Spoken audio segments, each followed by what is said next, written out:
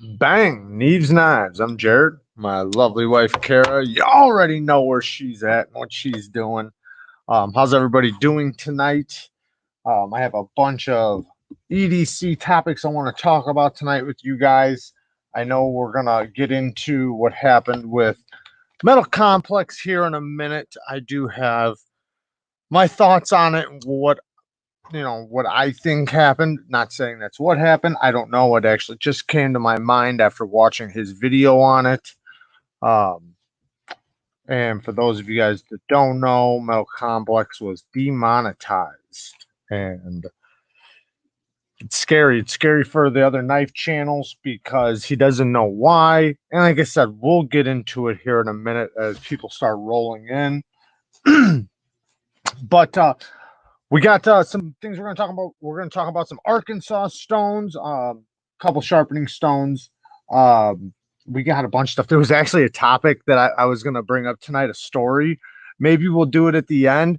But after seeing that Metal Complex got demonetized, I started thinking about it. Maybe I shouldn't talk about that shit because it's pretty bad. But I don't know. Maybe towards the end, it is a pretty messed up story. I mean, true story, but it's a messed up one. Oh, you're talking. It seems logical. Not to me. Bam and Knife Guy. When are you coming on here, man? Driving me crazy. Get a hold of me after this. Text me. We can we'll set something up for this weekend or something. I'd love to have you on. What happened with MC? He got demonetized, meaning he cannot make any AdSense. So when you get a YouTube channel, you have to basically request monetization to see if they will let you get ads. What's up, Red Wolf? Well, that's a good thing, I guess. I'm glad you got it. He said he finally got a notification. Hit the damn bell. Maybe you'll get the notifications. So we'll just roll right into what I think about MC. So he got demonetized, and when you get a YouTube channel, you have to, in order for you to request to be monetizable, meaning for ads, you have to have at least 4,000 hours of watch time and 1,000 followers. So you have to have at least 1,000 followers. That's the point. Excuse me. And when you do that, they basically, it takes them like anywhere from 3 days to 2 weeks to get back to you. Sorry if I'm sipping on the microphone. So after about a couple weeks, they check out your channel and they see if they think that ads will like it, and then they say yes or no. If they say yes, now you can get ads, and you can choose the videos you want to put ads on, blah blah blah. So that means he was already they already looked at his channel and said, yeah, you're good. Right? It's not like they gave it to him and then said, oh, we figured out it's not. That's not the way it works. They already looked at his channel. So why would he suddenly get a thing that says your content is deemed dangerous, or this is the part this is where I'm going with this, and this is what I think possibly, this is just a possibility off the top of my head because I have two assumptions and they're just assumptions. So the second one was selling dangerous items. Okay, so you can't sell dangerous items on YouTube, otherwise they'll get rid of you. So that was the one thing that kind of got me. Now, if you are selling dangerous items on YouTube, they're just going to kick you off. They're not just going to demonetize you. They're going to kick you off. So I was thinking possibly because he's doing that huge giveaway. Or he did that huge giveaway last weekend. If you guys don't remember, he just did that massive giveaway.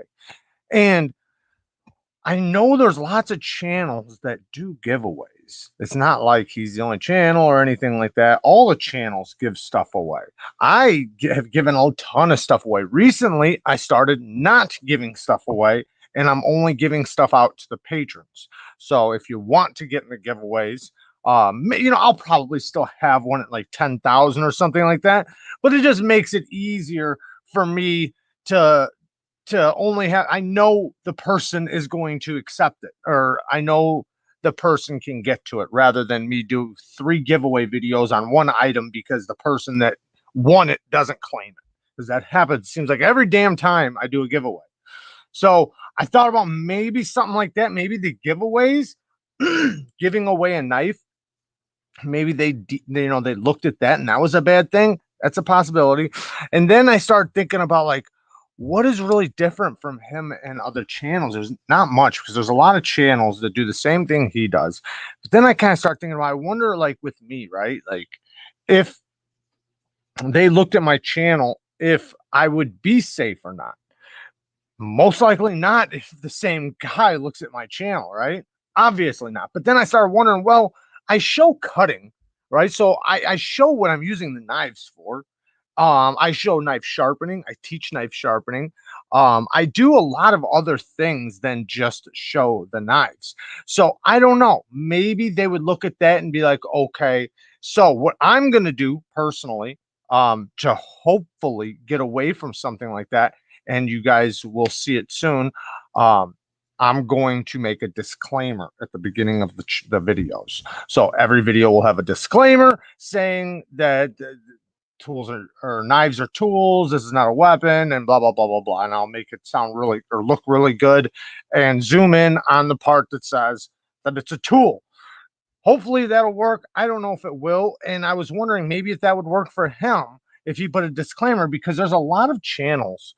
Like, I know a lot of channels that talk about like doctor stuff, like I guess you could say it's for educational purposes, but they can't, you can't take the things they say because they're not your doctor or anything like that. So at the beginning, they have to put a disclaimer saying, I'm not a doctor, or maybe they say like that, I'm not a doctor, I'm of this, and I'm not giving any type of recommendations or anything like that.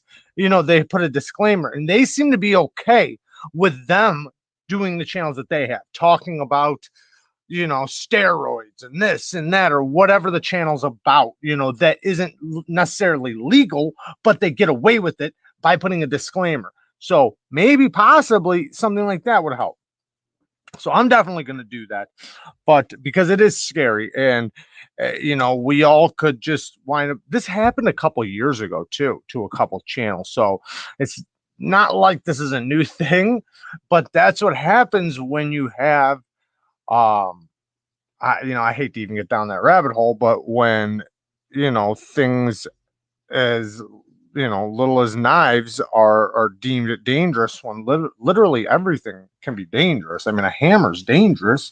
Does that mean that we can't never see them again on YouTube or something? Like, it's a thin line between giving up, and it's not even giving up, because it is their platform. It's their platform. They can say what and do whatever they want, but it does become a slippery slope when the normal things aren't normal anymore. And maybe some people don't think knives are normal, but in all reality, everybody's got a knife. Everybody, you got them in your kitchen. Like, we can't survive without them. So to me, it's a normal damn thing. And today I had to go to court. And, well, not court. I'm sorry. I didn't have to go to court. I had to go pay off some fines to get my license back. So I finally went and made the final payment, which was a big fucking massive amount, and I got it done. So now I should be able to get my license here pretty soon.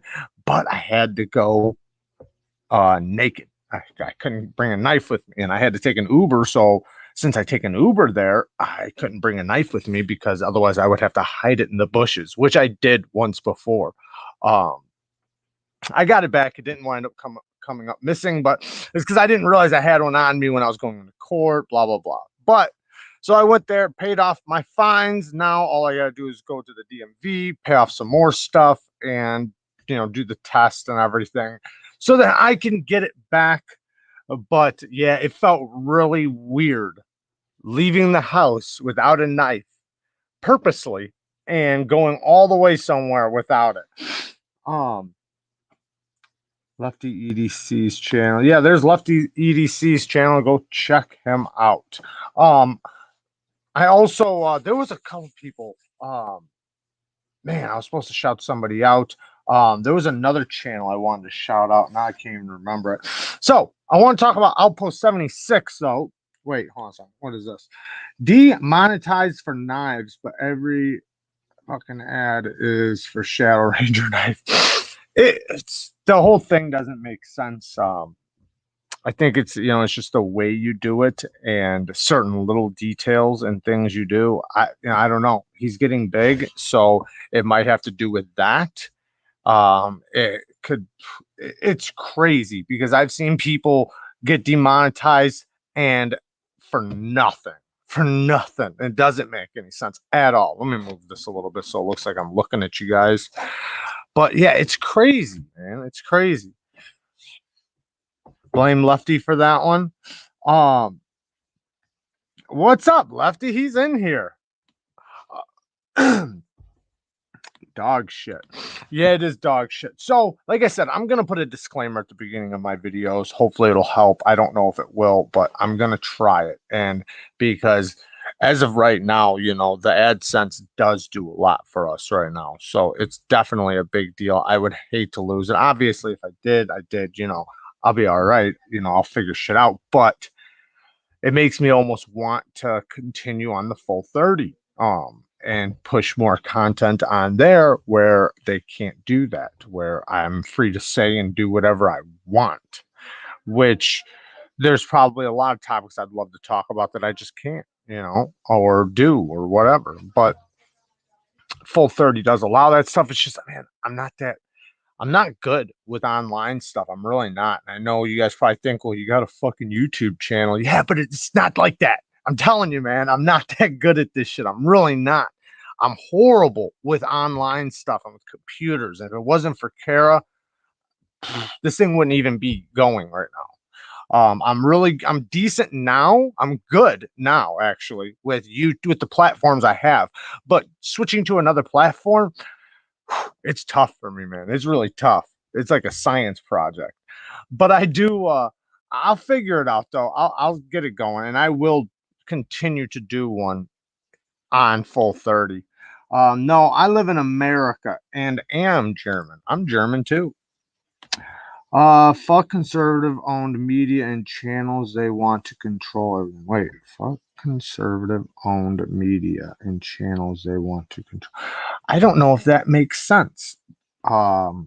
Because it wouldn't be conservative owned media, it's liberal owned media.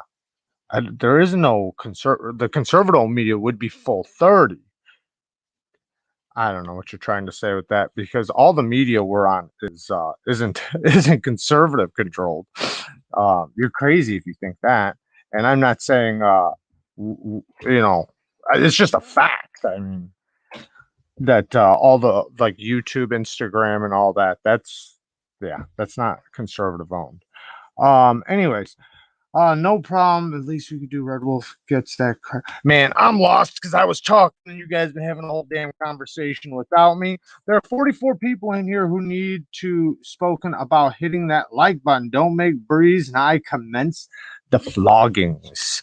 Yeah, definitely. Please hit that like button because it does help me get out into the algorithm for YouTube to also, you know what? Speaking about that, the algorithm and everything, the videos that I've been posting lately have gotten a lot more traction. And YouTube sent me a thing saying how awesome it's been doing and that they're going to push it into more people's eyes, which is amazing. The last video I did didn't. The last video I did fucking, and it's kind of crazy because it's like the videos you put all that damn work into. If you guys knew how much work I put into that fixed blade, that best tech hedron video, I put a lot of work into that video. I mean, a lot. Like I literally went out and about with Kara, did outdoor activities with it. I brought it back in. I did cut tests with it. I sharpened it. And showed. I didn't like do a full sharpening on the video, but I showed how you would sharpen a blade like that.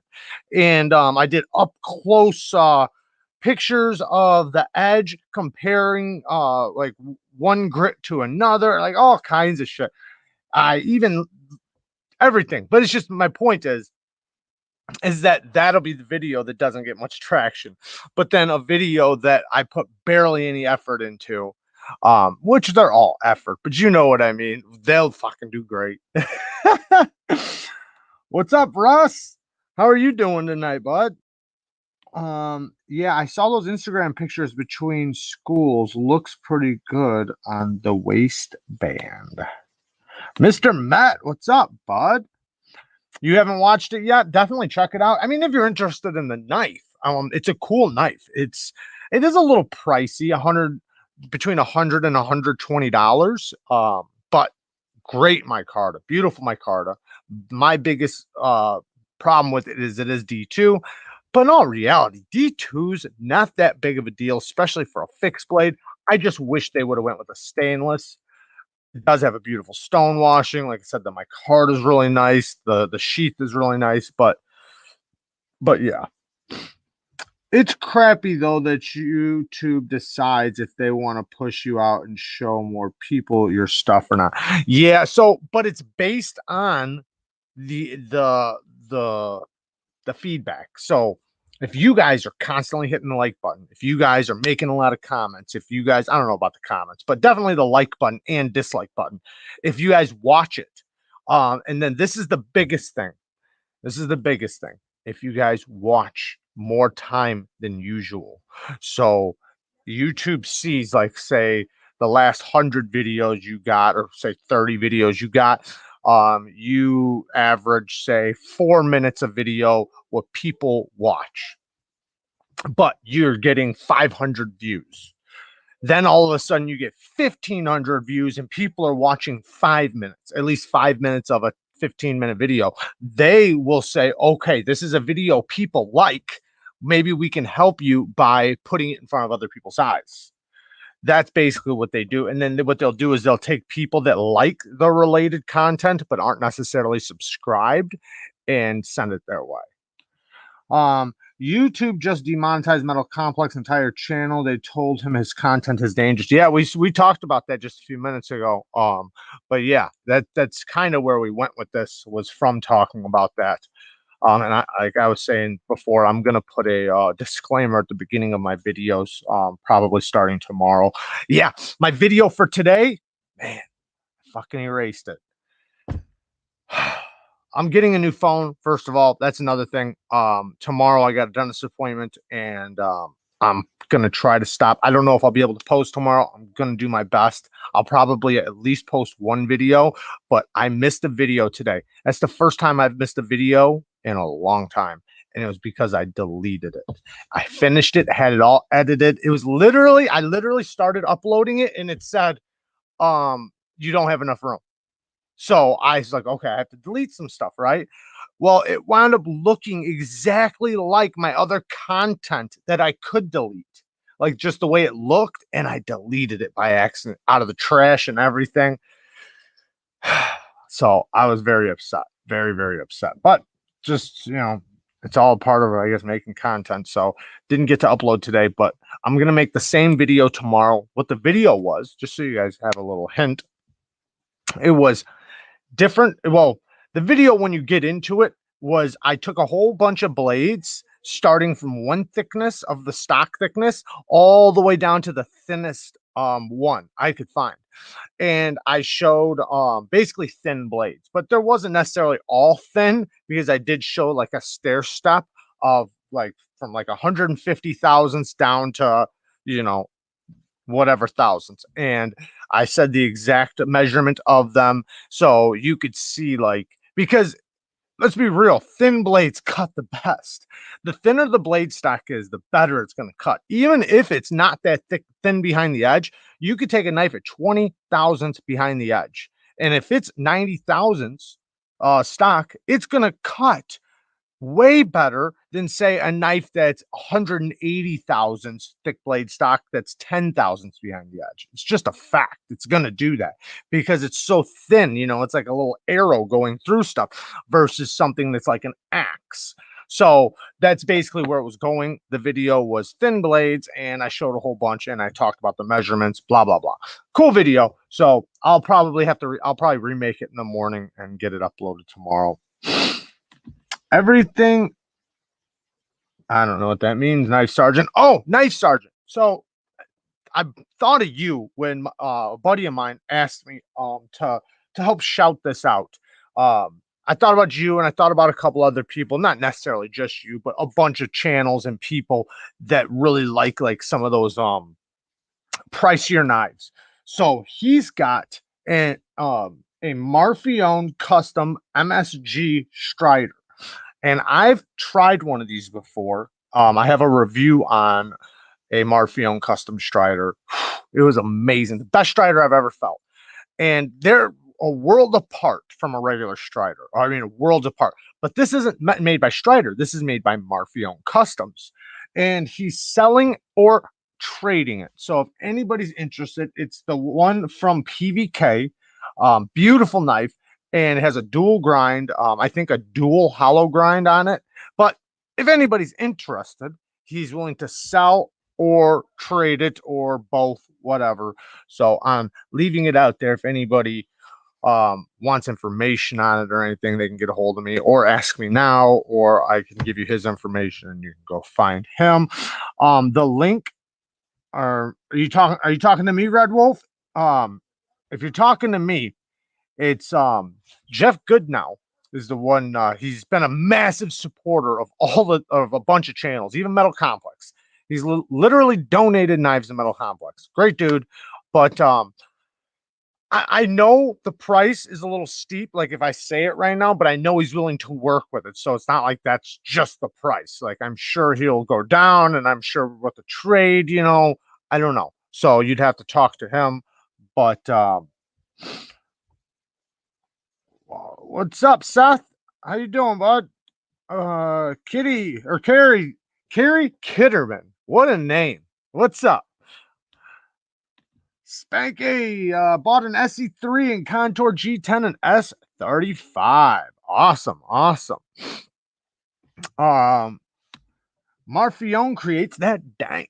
Yes, and shout out to Ryan Gilbert. He just started an Instagram on Instagram. So go check him out on Instagram. The Wee Scamp. Okay, there's the Wee Scamp. What's up, Shane? How you doing, bud? I can someone tell me what to search or look up?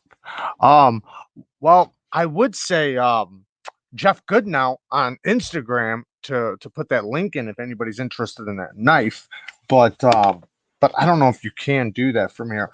So next thing I want to talk about, and this will roll into something else.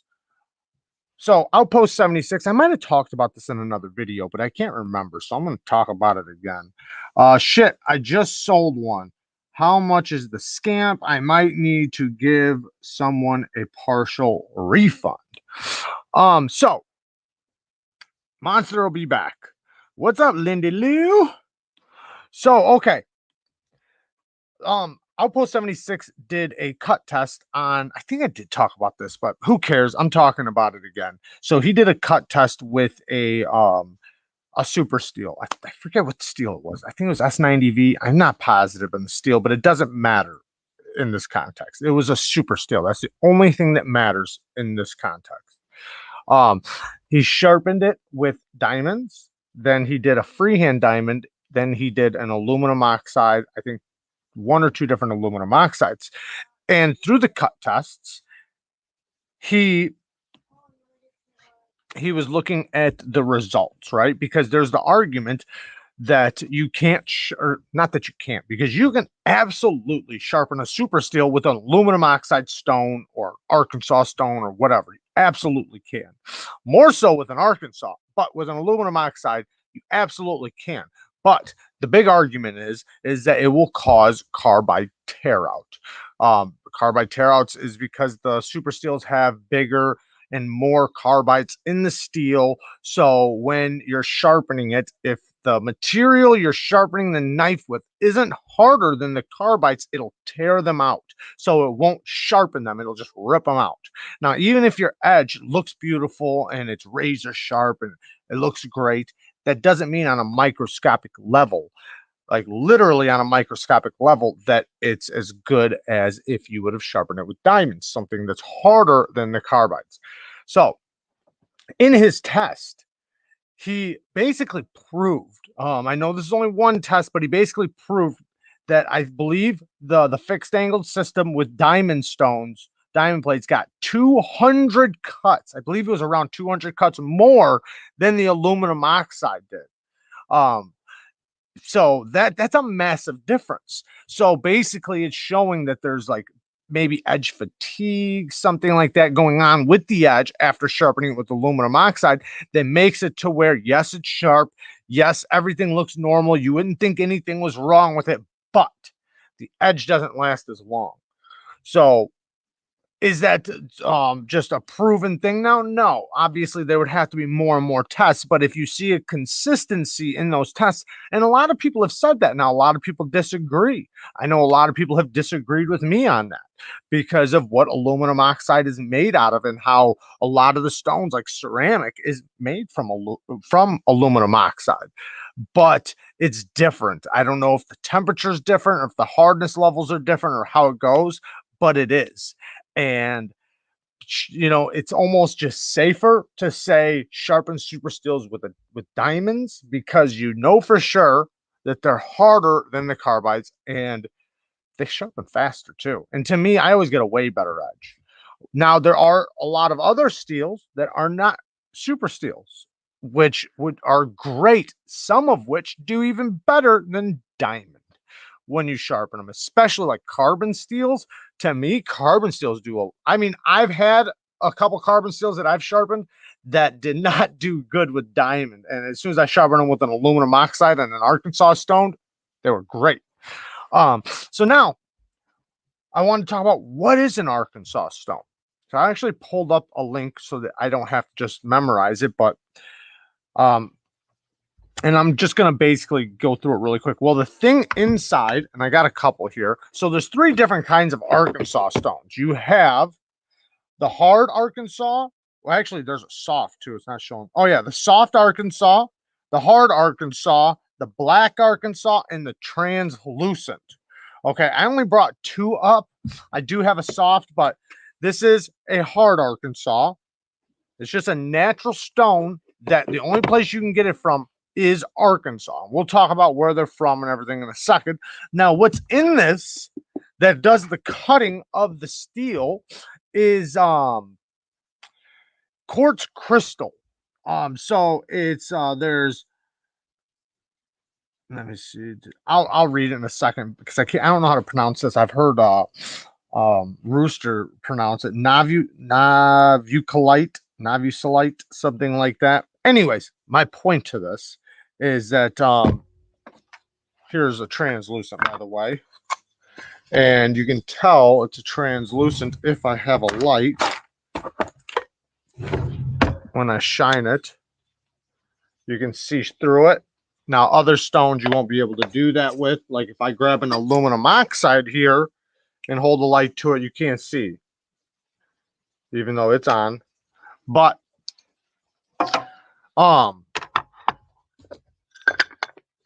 so with the Arkansas, the grip pattern supposedly goes, and this is I say supposedly, and I'll explain why in a second, but a soft Arkansas they're saying is about 1200 grit or 12 micron. A hard Arkansas they're saying is 1500 grit, 10 to 11 micron. Black Arkansas 2300 to 2500 grit, or 7 to 7.5 micron. The translucent, the one I just showed you where the light goes through, 3,500 to 4,000 grit, or 5.5 to 6 micron. Now, they give you like a range in between there, like the 2,300 to 2,500, because there's different cuts. Now, in order for it to be a sharpening stone, it has to have, I think, like 90% of the crystal in there. Otherwise, it can't be considered one of the sharpening stones. Otherwise, it's sold as something else for like gravel and stuff. But they vary. There's different cuts, and with different cuts, you can have two different Arkansas stones that are going to be basically two different grits. It is a natural stone. Yes, you can finish the surface to be softer or more aggressive, but either way, the stone is still the stone at the end of the day. And hopefully, you guys are even paying attention. Uh, Now, they're saying that the black Arkansas is not as fine as the translucent. Now, I've always heard that the black was finer than the translucent. I think what it is there's different cuts of the black. And if you get the right cut of the black where it's mixed with the translucent and it's like a translucent black, that gets you the finest edge, I believe. I'm too broke to pay attention, Ed Durbin says. uh, Thank you, Abby. Yes, welcome everybody who's just coming in. I see a few people just dropped off. I'm gonna switch subjects here in just 1 second.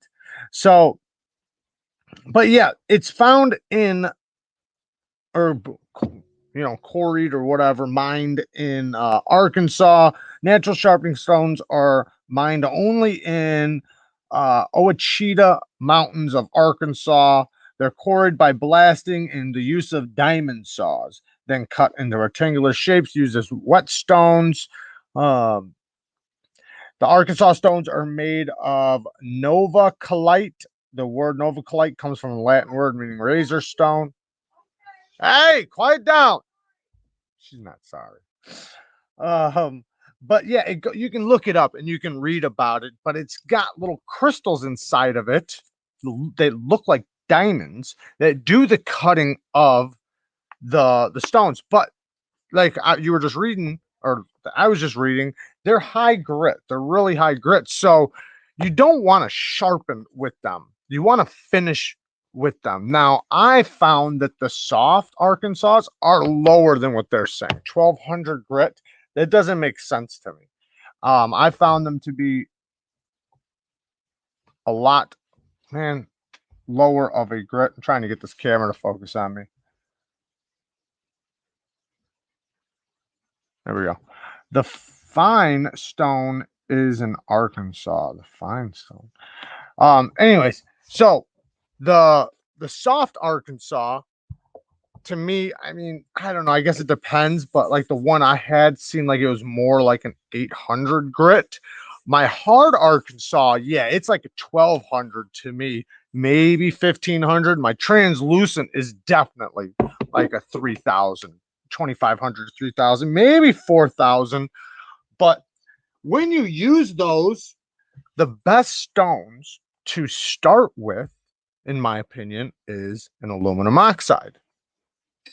So aluminum oxide stones, India stones, aluminum oxide, you can get all different, they come in all different colors. But get a low grit of that and then use the Arkansas stone as a finishing stone. You can get beautiful, beautiful edges. And those Arkansas stones work great for a lot of things, not just sharpening. They're great for honing your edge, which is very easy to do. If anybody has a knife in your or a pocket knife, and you're not honing your edge, you should be, because it's extremely, extremely easy. You can use a diamond before the Arkansas, but you're going to want to go up pretty high before using the Arkansas, because diamonds are really aggressive and aluminum oxides are not as aggressive. Like two 600 grits, a 600 grit aluminum oxide versus a 600 grit diamond, the aluminum oxide is almost always a finer edge than the diamond. I'll send you 500 if you say my name, Zachary McKinney. You didn't think I'd see that, did you? Give me my money.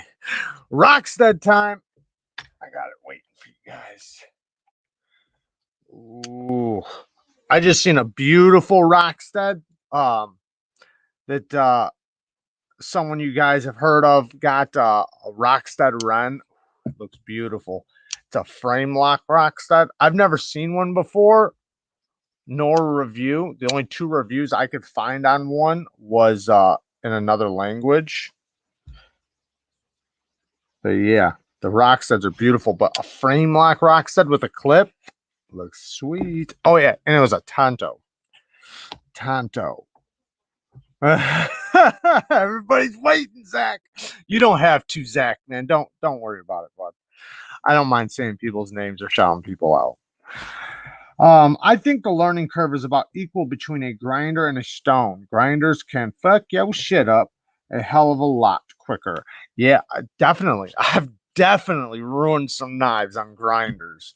Uh, I used to use a grinder at work, and I was really good with the grinder, like really good. But when my knife would go dull, I didn't have nothing else, so I'd throw it on the grinder. Man, fuck that thing all up. It'd be sharp after, but you know what? Even though it was very sharp after, the edge just shit right away. Like I could get like a few cuts out of it before the edge would go to crap. Because when we talk, about sharpening, you can get a knife ridiculously sharp, but that's not the main goal. I know we make it seem like it is, like that's so important, but you guys wouldn't believe some of the level of sharpness I can get a knife, but it's going to look like shit. And guess what else it's going to do? It's not going to have good edge retention. It's literally going to cut a few times because besides the level of sharpness is the edge stability and just the quality of the edge. So if we talked about like angles, right? So when we talk about like a low angle, let me grab a knife. Act like I got a sharpening stone right here. Fuck. So if I grab a stone and I sharpen this angle, this is going to be a high angle. This is going to be a low angle. High angle, low angle. Going across the stone, high angle, low angle. So the low angle is going to cut better. It's going to pass through materials better than the high angle. But it's not going to be as tough as the high angle. Because think about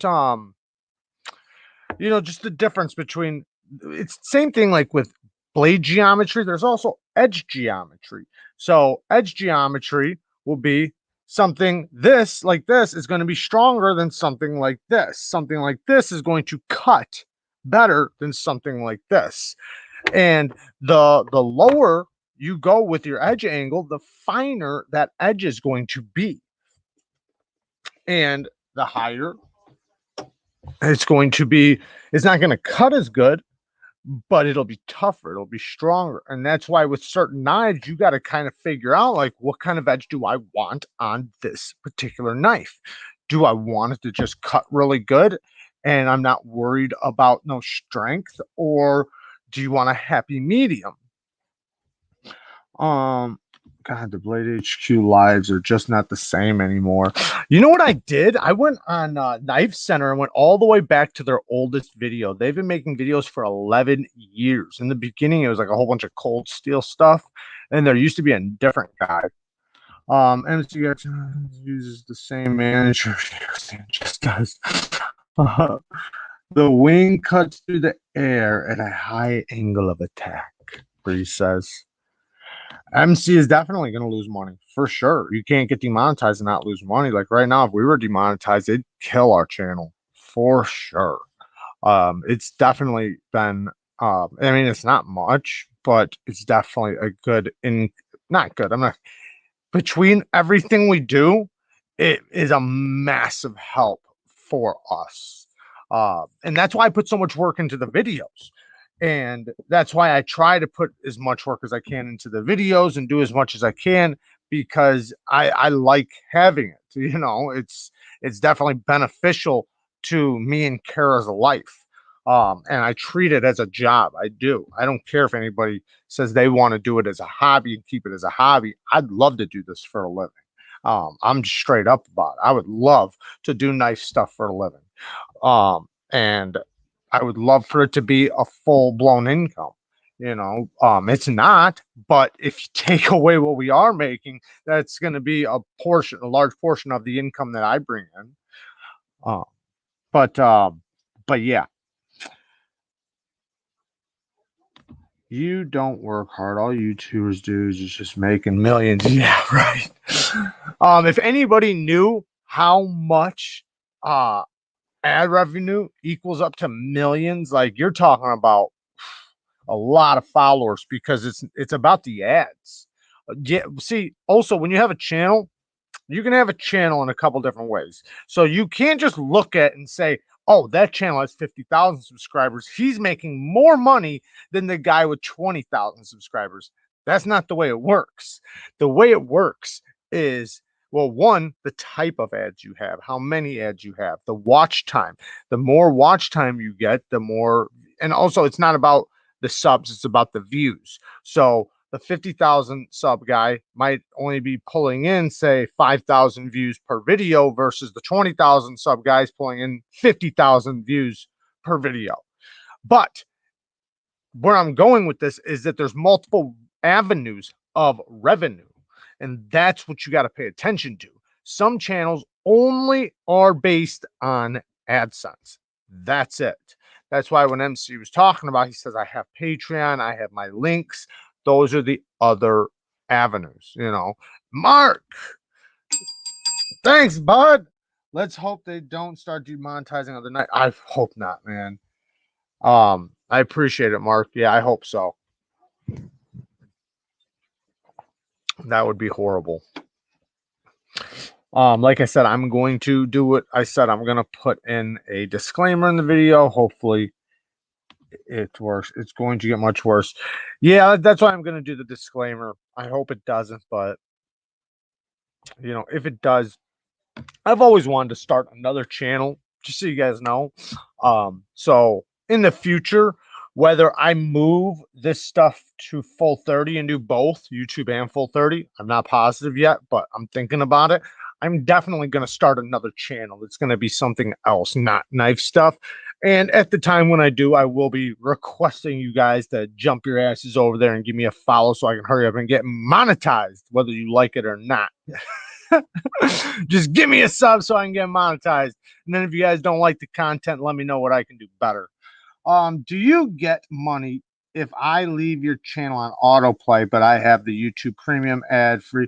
My sub, if you don't. No, I don't think so. So the way it goes, if you watch the content and you have YouTube premium, I think that we would get it like a person. I'm not sure. Okay, so I have that too, but I don't know. I was always under the assumption that, hey, thank you. I appreciate this channel and others like you. Thanks for what you do. Thank you, man. I appreciate, dude. That's awesome. Thank you so much. I can't tell you guys how much I appreciate the donations. The donations are a massive, massive thing for this channel. Like, it's definitely a big revenue for this channel is the donations.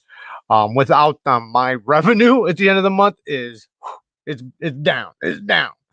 But I always thought though that if you have YouTube Premium, that if you watch those videos, that they get like a cut, right? But now I'm not sure. And the reason why I'm saying I'm not sure is because YouTube is sneaky.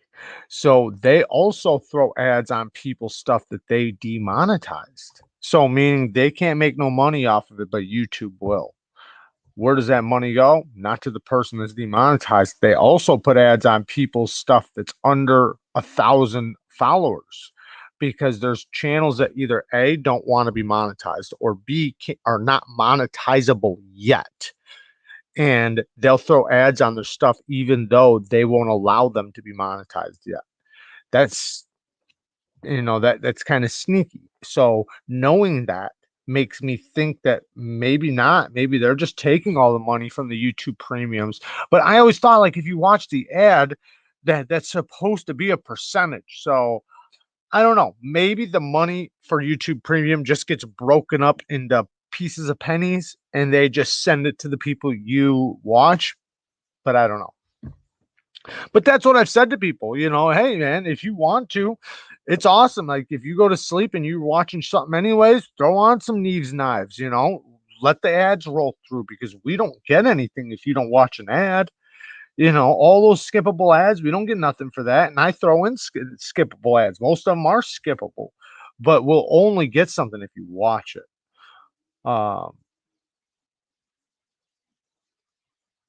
What is Full 30? Full 30 is another platform for that's not how can I put it in a good way? They don't care. They allow everything that YouTube doesn't. They obviously have guidelines. I'm not saying they don't have guidelines. It's not the dark web. It's just another platform that's similar to YouTube that allows um Second Amendment stuff, freedom of speech, and it allows the things that you might not see on YouTube that YouTube is getting stricter and stricter on. But they also are just starting. The one beautiful thing about them is that you can literally talk to the owner. The owner will help you build a channel. He helps all the small channels. So it's not like if you're a big, massive channel, like he's going to pick him over the little guy. No, he's awesome. He will help you. They do not offer lives yet. But the one good thing is that you're automatically monetized just by making a channel. So if you make a channel and you're automatically monetized. So if I think if you choose to, I'm not sure, but you don't have to get to 1,000 subs or 4,000 hours of video or of watch time to get monetized. So it's called Full 30. I did set up a channel on there. I haven't done anything on it yet because I'm still learning it, but I do have a channel on there. Mike Emler, he's got a channel on there. A bunch of people got a channel on there. So that's starting. Hopefully, it picks up some traction because I'd love to see that take off. I would love to see that take off. If that could take off like YouTube or even like a piece of what YouTube is, that'd be amazing, especially for a lot of people that like knife content, firearm content, or I'm not even putting the same two in the same box. I'm just saying the things that wind up getting a lot of hate. And because not even necessarily just that stuff, basically anything, that's not, against the guidelines. Uh,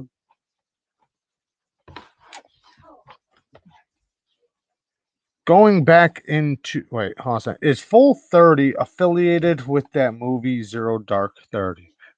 I don't even know what that is. I don't know if that's a joke or not. It's probably a joke. Now I not you. uh yeah, but the bigger that gets, the worse things will get, just like YouTube. No, no, no, no, no. That's not the way it works. The reason why the guy even made it was because of this reason. The guy made it for that reason. So he made it because of this. So I don't think that will happen. I think there's people that are I say I hate to say this stuff and then make it sound bad, but I think there's people that really fight and care about your freedoms even more than you do. And those people don't want to see those things taken away, even if it's kind of like the guy that'll fight for you, even though you're fighting for me to shut up. I'll literally fight for you to be able to speak. It's kind of like that type of person or that type of thing. So and basically all that's what their content is, it's all surrounding that type of stuff. And for people to think that that's what it is, like, oh, it's just a conservative place or a Republican place, that's bullshit. That is bullshit. Anybody who thinks like that is too simple minded.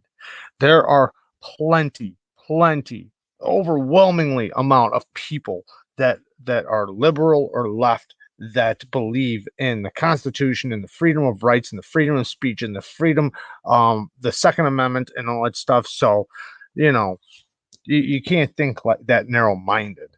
It's just a lot of people don't get that involved in politics. But for the people that do, they think that it's just black and white, when it's not.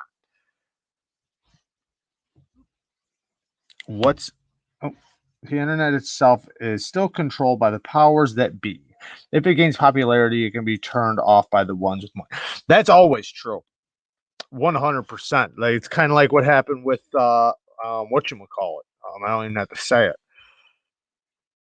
What is it called? I am hearing in and out. Full 30. FULL 30. Full 30.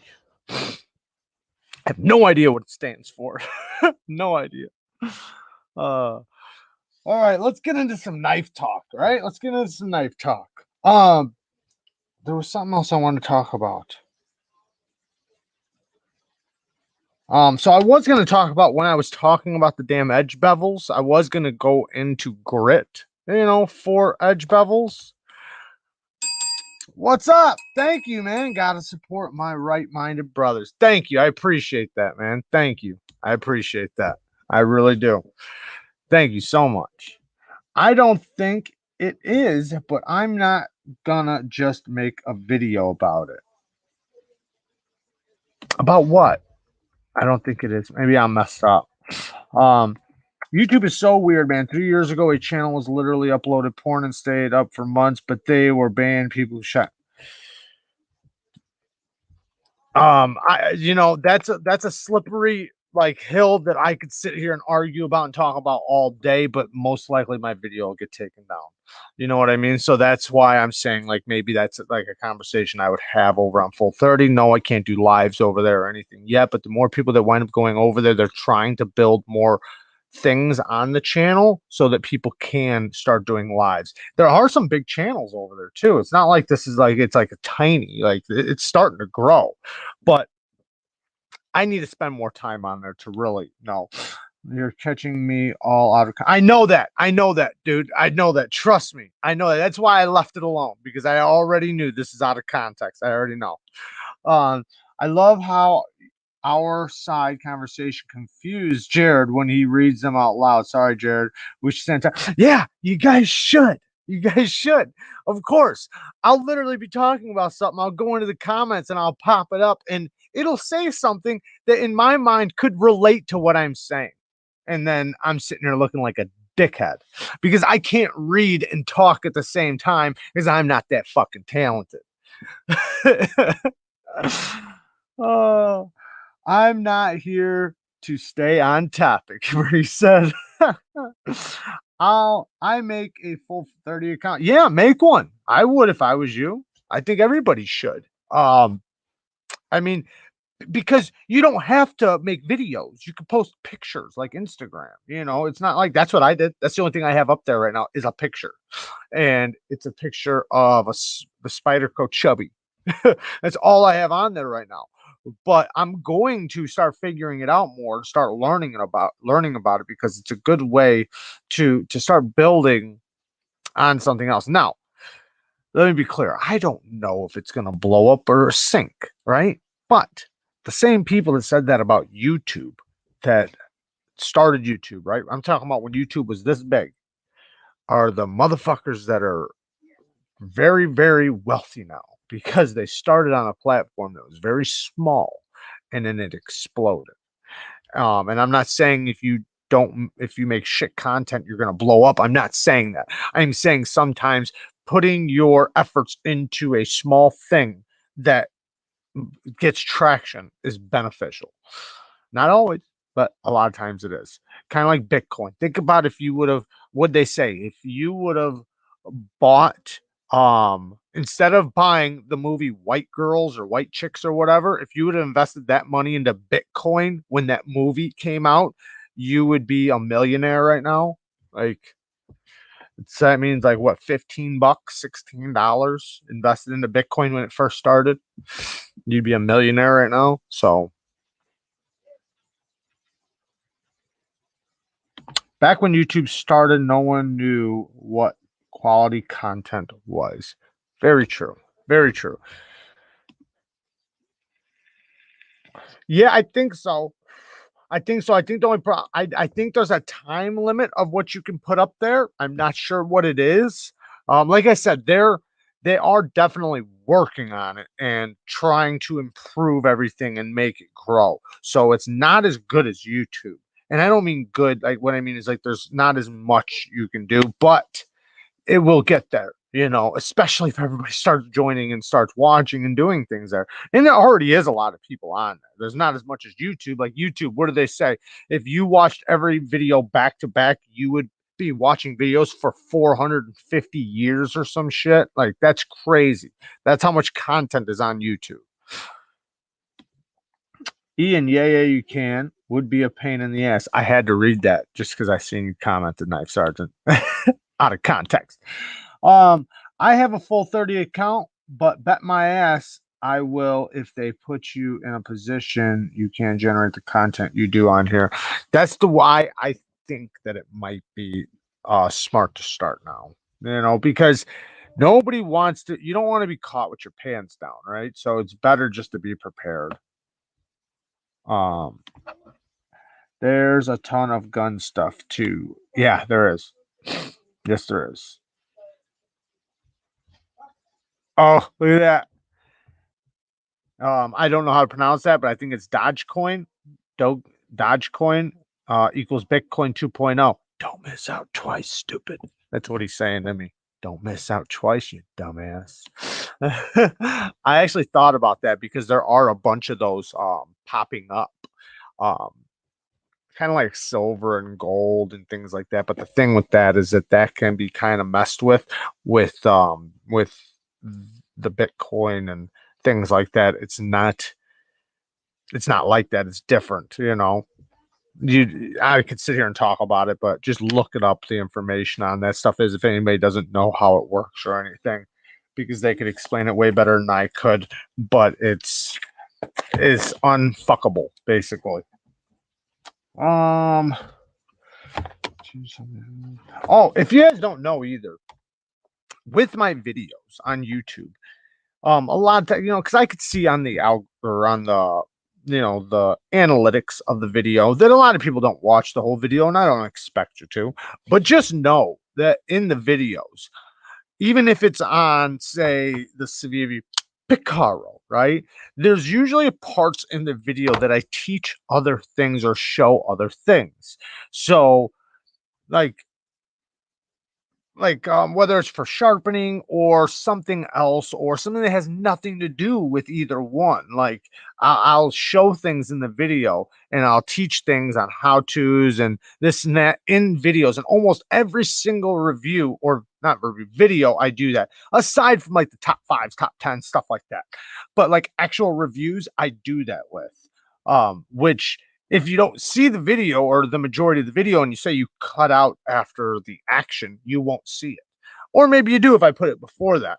But like I had a guy the other day, he commented and he was saying he said something about like, why don't you use the damn knife and stop flicking it or something like that. I said, I guess you didn't get past 43 seconds because the action was in the beginning of the video. So right after action was the cutting, and then the utility cutting, and then the this, and then the sharpening, and then the that. It's like you obviously didn't get past 47 seconds, dickhead. And then you're commenting to me when if you would have, you would have seen that there was cutting in the video. Yeah, we talked about that in the beginning. Metal Complex got demonetized, and it is worrisome. Definitely, everybody should be supporting him and doing what they can to shout it out, and share it and everything. I didn't share it on Instagram yet. I'm going to. I planned on doing it here and waiting maybe a couple days because I know everybody is right now. So to kind of keep it going, I'll probably wait a couple days and then do it again. So it keeps it rolling. I would like to see a platform to compete with YouTube and do a better job. YouTube has lost a lot good channels on stupid drama or someone got buttered. Absolutely, and that's what other platforms are trying to do. So there was one that was taken down. We already know. I'm sure if you guys don't know, but There was one recently that was getting a lot of traction and it got taken down. Now this full 31, it's trying. But yeah, I agree. I'd like to see that too. But we have to give them credit. They do offer a great service. I love being able to come on here and do this, and it is an awesome service for us to be able to do things on and watch things on. You can basically watch a video about anything. But yeah, I wish there was more options too. I wish we weren't just if there wasn't just one option. I think that's always a bad thing when there's only one option because then there's no they can rule it basically and it becomes I don't know the word for it, but you guys know what I mean. There always winds up becoming problems when there's one ruler of something, and that's the way I see it. And even though I appreciate it, I love it, and I'm thankful for it. I would like to see other ones pop up.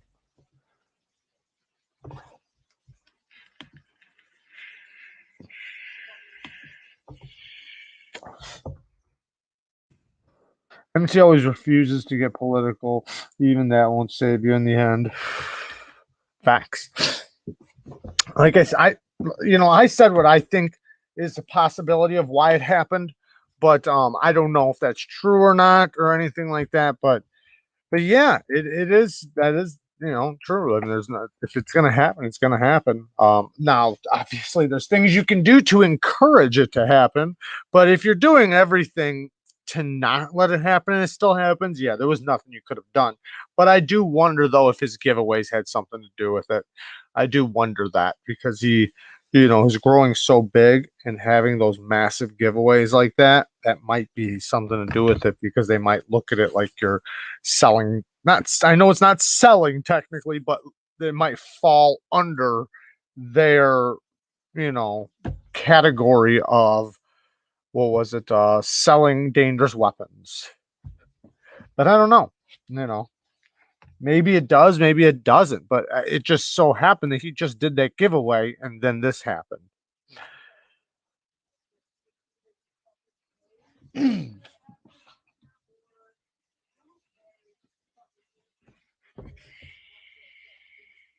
So I wanted to talk about, and I'm not going to say the company. Okay, I don't want to say the company, but a company contacted me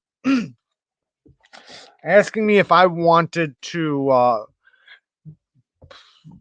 They ask basically if you want to collab with them. That's what companies usually do. They get a hold of you and they ask if you want to collab with them. And I was happy when I seen it because I wouldn't mind supporting them. But at first I was thinking like a collab like I normally do. But what they were wanting to do is give me a certain percentage off. I make a purchase, I buy something, and then if I recommend it to you guys and you guys buy it, I make money off of it. And I don't know if I want to do that because there's a couple things why, right? I haven't seen it yet. So if I haven't had it yet, right? Say if I buy it, even if I get 15% off or 10% off, I still paid for it, right? Now, if I buy it and I got it, and say if there's something wrong or if I don't like it or something, now, who would I be to recommend something I don't like or to recommend something that I think there's something wrong with or whatever, right? Now, I'm just screwed out of money. And then if I do recommend it and say if you guys do like it, I mean, it would take a long time to really generate some money unless if I bought a lot of things off of their channel or page or whatever. Now, the things on the page are they're not cheap. They're expensive, like really expensive, especially for me. Like a lot of the things, average $200, $300, $400. There are other things that are a little less, but the majority of the things that I think that would go good on this channel are that expensive. So, how do I donate, bro? Wait, you help me with the critical decision on Instagram on what to choose. How do I donate? You can either donate by, if you look down where you're chatting, there's a money symbol. You can hit that and you can donate through right here. But if you do not want YouTube to make a cut, then you can PayPal us. You can become a Patreon. There's lots of ways to donate. But if you look down by the chat, there's a little money symbol, and you can pick a super chat or a super sticker or whatever it's called. And thank you, bud. I appreciate that. That company contacted me too. I wasn't happy that they didn't give the viewers a discount, so I haven't decided if I want to proceed with them. But I also have your concerns as well. And then this too, right? Like, let's say we do that, right? Like, let's say we do it. Now we're recommending it. I'm just throwing numbers out here, right? Say if it's a $200 item, 15% of $200, right? That'd be like $30, right? $30. It's not bad. That's actually pretty good. How many people are really going to buy that? Like, say if it's 5 or 6 in a year, I don't know. Like there could always be that one thing, right? That's like so badass, like 50 people are going to buy it. But I didn't see things like that. Now, if I seen an item like that, then it's like, yeah, let's do it. All right. Because now I already know, one, I'm gonna like it. I already know, two, everybody else is gonna like it. I already know, three, it's gonna be a hot seller. But if I don't see all those things, it's kind of a bad decision on my part, because now I only seen one thing on the whole site that I've ever touched or had, or that I could recommend right now without buying it. Anything else on there, I don't know unless if I buy it first. Yes, I get a discount. Not a great discount, but a discount. Now, the what benefits me is, yes, I can make content with it. I could always sell it, trade it. But if I sell it or trade it, now I don't have it to make videos on in the future, to recommend and to link. So if there was a lot of stuff in there, I would say yes. Like, say if they were like Blade HQ, I'd say yes, absolutely. Because now I'm going to constantly buy knives through them. I get a discount and I can recommend it, and I make money every time you guys use my link. But if there's only 8, 10 knives or something, that doesn't do me any good, because it's not like all 8, 10 knives are just hot sellers. At least for everybody, or a mass majority, because let's be real, majority of people don't buy high-end knives. Thank you, Seth. Thanks for the advice on Instagram on whether or not to get the Kubi Vagrant or the Ferrum Forge Prolix. Got the Prolix. Awesome, bud. Yeah, you really can't go wrong with either one of them. It really boils down to the questions like that you have, right? Like the thing that works out good for you. And with either one, you really can't go wrong. Um, some people really care about like materials, right? So like if you care about materials, like where I want titanium, well, then you already know which one you want, right? If you said, well, I don't like frame locks, I only like liner locks, well, then you already know which one. So there's like little questions you want to ask yourself and answer. Hey, triple EDC, in case YouTube goes on a demonetizing spree, a la metal complex. I hope not, man. I really, really hope not. Thank you for the donation, by the way. Thank you so much, Triple EDC. I appreciate that. But yeah, man, I hope not. Hey, there's my mama. Hey, mom. Mwah. But yeah, I really hope not, man. That'll really mess me up. I won't I don't know what I would do. I'd probably start another, technically me and Kara started another channel a while back. We never did anything with it, never posted one thing on it, but we planned to. At the time, we were planning on doing like kind of like a couples channel. I forget what it was called, like a couple of laughs or something like that. I think that's what it was called.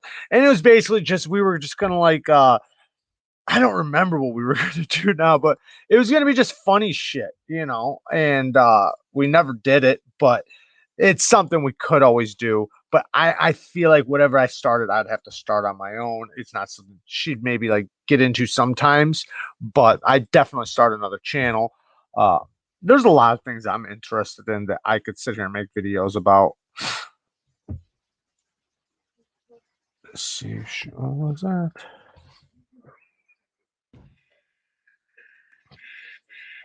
The Shaman's definitely worth the money. Shaman's a great knife. I love the Shaman. Because that's another thing I want to talk about too. Knives that make sense. I do like small carry too. Para 3 works when I choke up on the choil. And you know what? Speaking about that, blade to handle ratio. So, blade to handle ratio. A lot of people have a big problem with blade to handle ratio, meaning they want the blade to be as close as they can to the size of the handle. And I understand that. And I understand not wanting, say, a big ass handle with a little tiny blade. But would you think about this? Would you rather have a full grip or not a full grip? Because, in my opinion, just my opinion, I would rather have a full grip. If it's between me getting 3 fingers on the knife or me getting a full grip, I'd rather have a full grip. So if a knife company had to add that little bit of extra to the handle for me to get a comfortable grip, and then the blade's not going to be that long, I'll take it. But some people just can't handle looking at it, and I understand that. And if that's your thing, that's your thing. Me, I don't really care. Blade to handle ratio means shit to me. I want a good grip. If the blade is going to be nice and or a small, compact blade, cool. I don't care. But it's nice having a good grip. Like if I pulled up, like say something like this, the chaparral, right? The chaparral is a little knife. It's a tiny knife. But even with a little tiny knife, I can get a full grip. That's amazing. That's nice for a little tiny blade. It makes that little tiny blade so much more useful, in my opinion. Now, there are knives where you can just basically take your hand and cover it like this, where you're taking the 3 fingers and then putting your 4th finger up there, and that's the type of cut you're doing. So then you don't need a full grip. But I don't know. I'm just not that big of a stickler on blade to handle ratio. But I know a lot of people are. I just bought a pair of 3 Maximet and put titanium scales on it. Holy moly, is that a great knife? Yeah. And adding scales to any knife, doing an upgrade like that, really changes the knife like night and day. Like the difference between FRN and titanium, it literally feels like a totally different knife. Like it doesn't even feel like the same knife. You could hate a knife, put new scales on it, and love it. And I've seen that a bunch of times. And there's some knives out there that I think it's really awesome to do on. Like even some budget knives. If you can find some companies that will offer scales, like say even the Rat.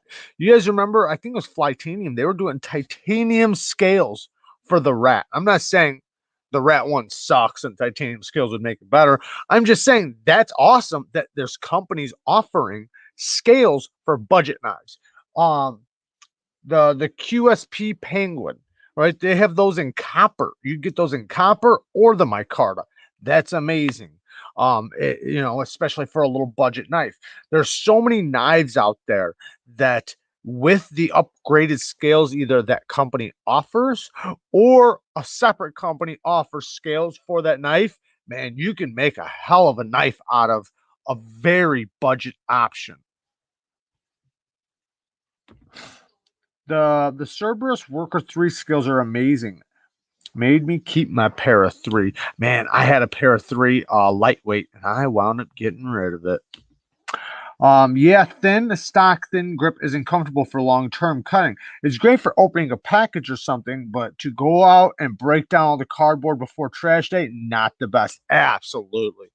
That's like the difference between whether or not you're going to grab it or not, right? Like if you literally got to go and cut your recycling up to fit in your trash can, you're going to grab the one that goes through the material the best and that fits in your hand the best.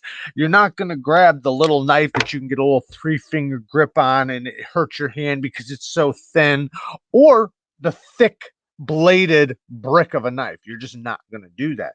Now, talking about knives that make sense. So, I was going to do a video on this, but I thought, oh, why not just talk about it in the live?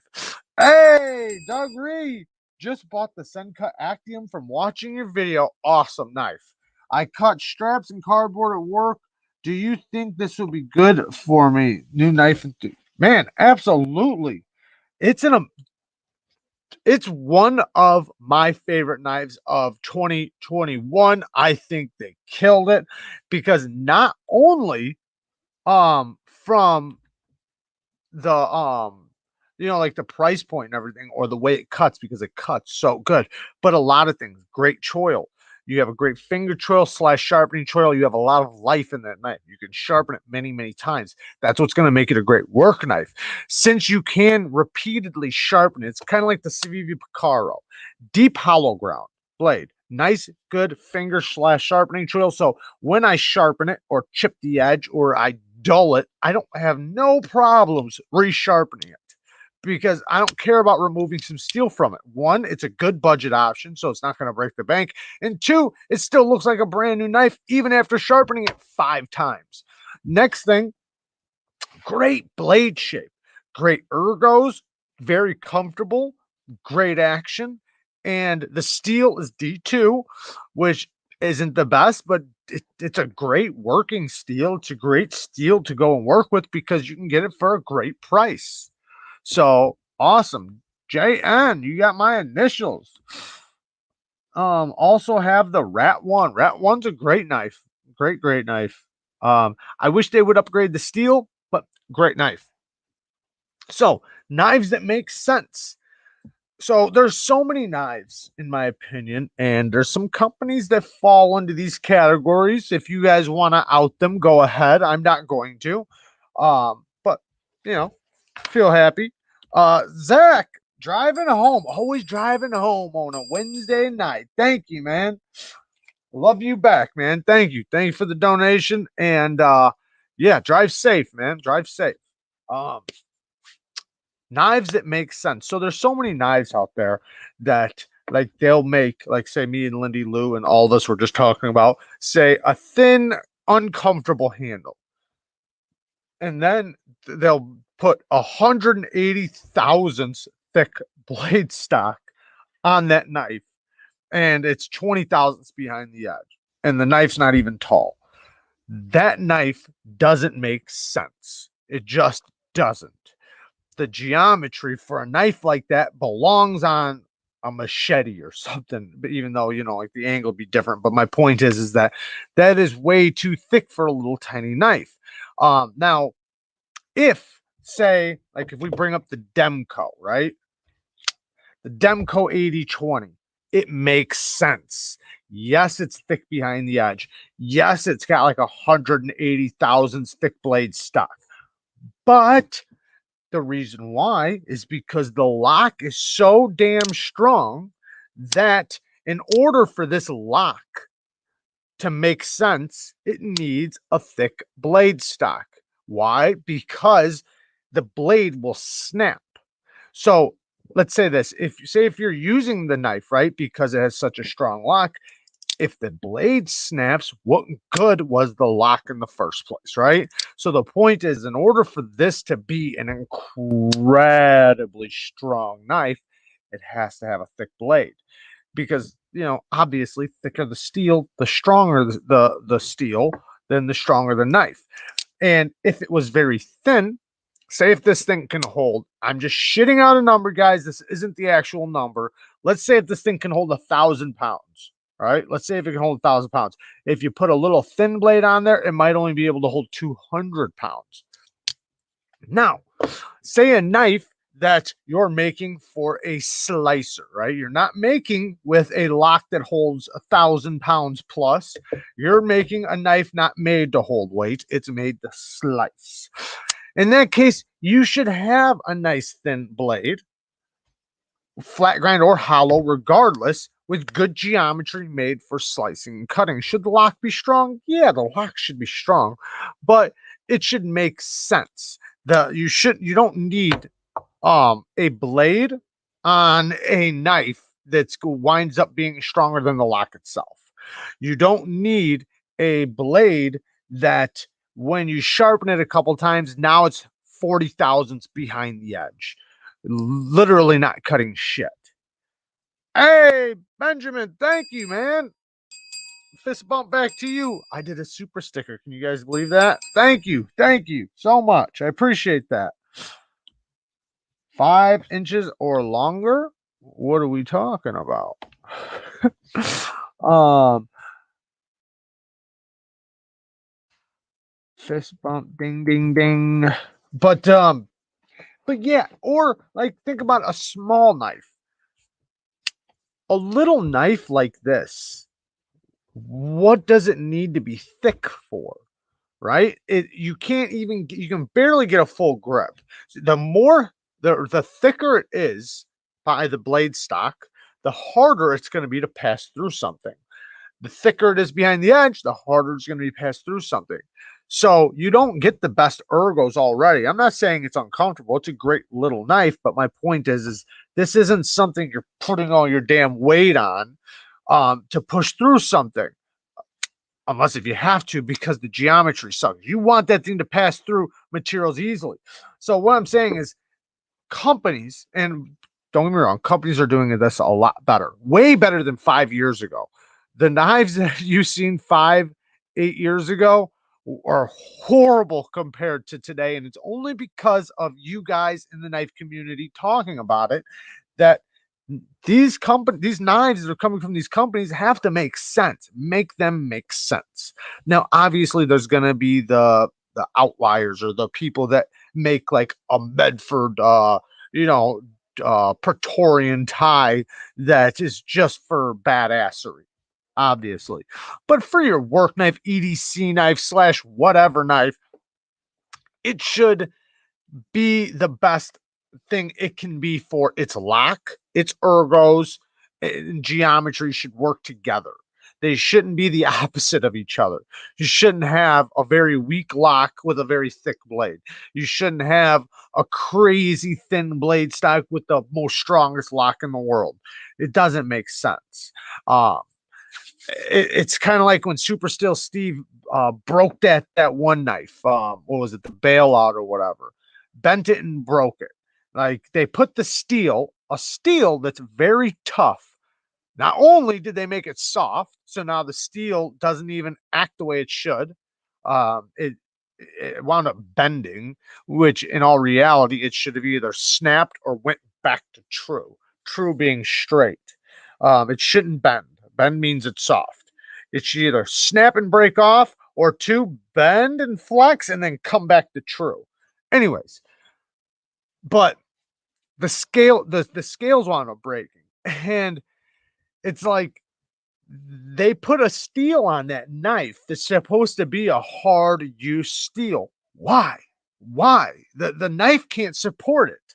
So why did you put that steel on there and then charge X amount of dollars when the knife can't even do as you're advertising because it's not strong enough for that? It's not a hard use knife. You can claim it is all you want, but it's not. And the blade and or the scales proved it. They want breaking and the blade. So not only did it fail with the scales, it also failed in the blade. So not only were they selling you a knife that didn't make sense, they were also fucking you over on the heat treat at the same time.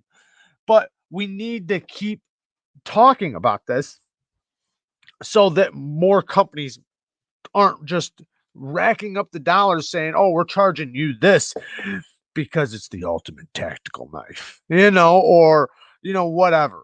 They it has to make sense. Make it make sense. Just like the steel that's on the knife should make sense. I do like the AD 10 and 15. Anything larger, I'll move to a fixed blade. Yeah, I like the 8010 and 8015. I like the 8020 too. I got the 15 right up there, but the 20 is amazing, man. I love this thing. I think that budget option is going to be an awesome, awesome knife. Is this more knife than most people need? Absolutely, but who doesn't want it, right? And and don't get me wrong when I'm saying make it make sense. So like a knife like this, straight badassery, and it makes sense. Do most people need a knife this strong and this tough? No, but we want it. It's still cool. It's kind of like, do most people need a Hummer? right? Or whatever, four-wheel drive truck. Maybe not, but it's still badass to have. But don't give me a Honda Civic on fucking monster truck wheels and tell me how fucking how badass it can go up mountains. I don't know if that even made sense. Oh, but same thing with the edges on your knife too. That's another thing. So we talked about make it make sense. And before I was talking about the edge geometry, right? Just like we have blade geometry and edge geometry. The blade geometry is going to be between the thickness of the blade stock down to the edge and the taper it has. Now, your edge is the same way. You have edge geometry too. So the difference between what angle you put on your edge, or what angle you sharpen your edge at. Now, also the finish. So a low grit, uh, 300 to 200 to 400 grit is like a really aggressive edge. I personally like a 300 grit edge. I think a 300 grit edge is great. Um, that's a very aggressive edge. Now, if it's done right, or it can be done a couple different ways. You can do it very aggressive, where I mean, it feels like a saw blade, and that's the way you kind of got to think about it. It's kind of like having a saw, and saws cut through things very well. So that's going to be an amazing cutter. Now, you can also have like a little bit of a finer 300 where it's still a 300 grit edge, but the very tip of that edge is I guess you could say stropped a little bit more polished right at the edge. So it's still a 300 grit edge, but it just doesn't have as much bite. It's still a lot of bite, but not quite as much. That won't be as aggressive, but it's still an aggressive edge. A 600 grit edge. That's something where it's still toothy. It's considered a toothy edge, but you're right on the brinks of getting to a fine edge. I consider a fine edge about 1200 grit. Yeah, 1200 to 1500 grit, because once you get over 2000, that's when you're getting into polishing. And over that, you're getting into mirror and things like that. There's a cloudy finish between like 1200 grit and 2000 grit, depending on if you're using diamond or whatever. But in that area, there's a cloudy finish. So what is a mirror edge good for?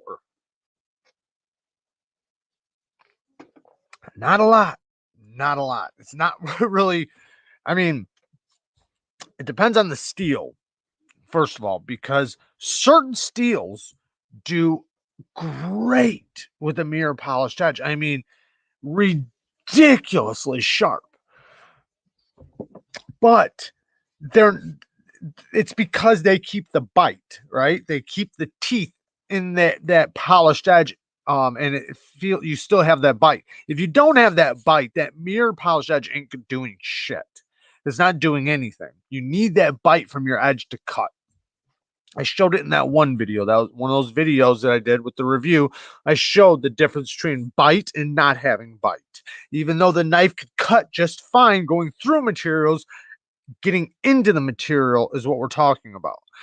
But there are certain things that a mirror edge might possibly do good on, that could possibly cut better than a toothy edge. But in all reality, a toothy edge will almost always cut better than a mirrored edge, unless if we're talking about like shaving, all right? Shaving, cutting paper, stuff like that. Now, like I said, that doesn't mean there aren't mirrored edges that will hold its own against a toothy edge, because it does good with a mirror polished edge. Um, ha ha ha. To be honest, I wouldn't change a thing. I only mod my knives once they need to be refurbished, and I've beaten them to shit. Um, I bought a new Work Sharp manual sharpener. I'm liking it a lot. Very well thought out, and new grits coming soon. Awesome. Yeah, great system. Great system. Andrew Tools in the house. What's up, bud? Yeah, my social media presence has taken a big step back. Also, just been busier in the evenings, hanging out with human beings in person. That's awesome, man. Good for you. But sometimes people do need to take a step back. I think that's a good thing.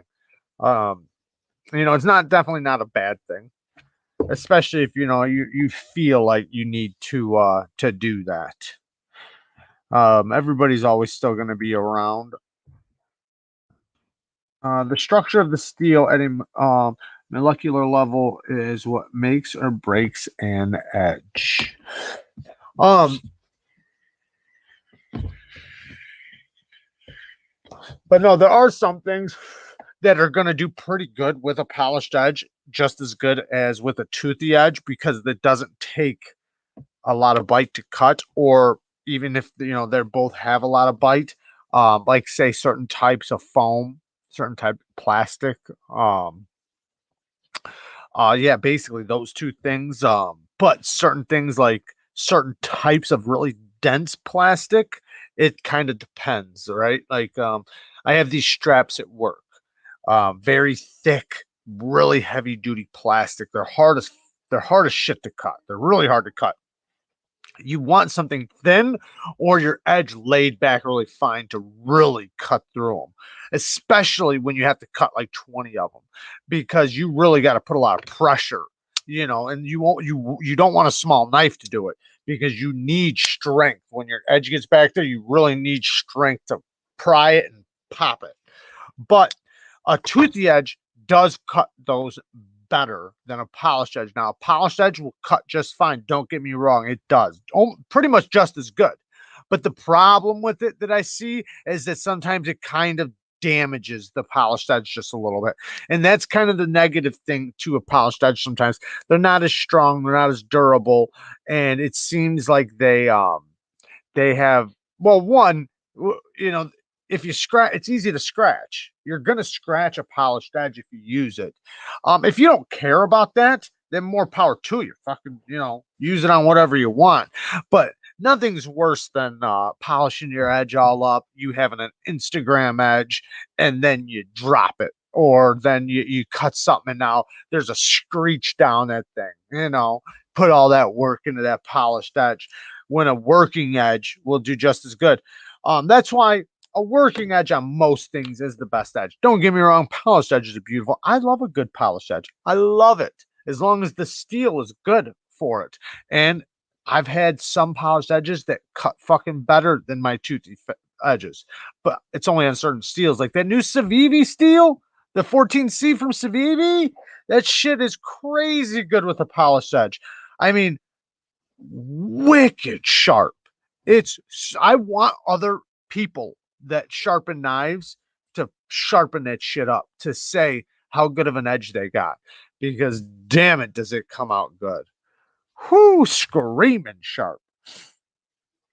Yes. So toothy works like micro serrations. That's what it is. It's micro serrations. Think about it like a serrated blade, or like a saw. Okay. Think about this. This is a good way to think about it.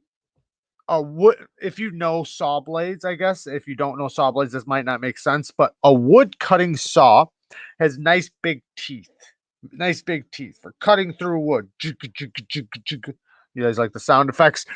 A multi-purpose saw has little teeth, just little fine little teeth, just little jagged teeth, because it's for cutting metal and wood or plastic and stuff like that. um so you kind of think about it like that in terms of the grits. So a low grit is going to be like a saw blade for like wood. That's why it's good at cutting rope and stuff. A finer edge is going to be just finer teeth, kind of like a steel cutting saw blade or a multi-purpose saw blade. Where is my other fucking jewel? I'm gonna get pissed. Did I drop it? I might have to start screaming at Kara here in a second. What the hell did I do with it? Oh, I lost some shit. What time is it? 9:04. We're getting off of here pretty soon. Oh, there it is. Nope, we got a little bit more time now. No, I'm just trying.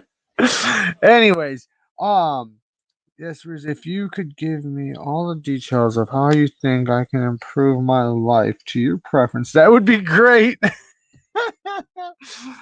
Oh, that's hilarious. The QSP 14C at 1200 grit works great too, almost silent through paper. That's the beauty of 14C. That's why I recommend it the most for budget steels.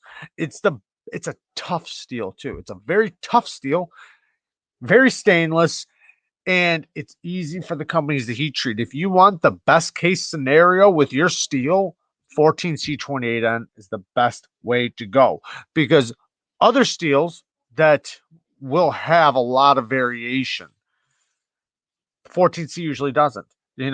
If they don't do it that great, right? Like, say if they don't do it to Civivi's level, which I think they heat treated theirs between 61 and 63 HRC, which is incredible, because 14C usually gets heat treated between, I think, 56 and 59, or 55 and 59, or 59 or 54 and 60, or something like that. It's got a lot of room, right?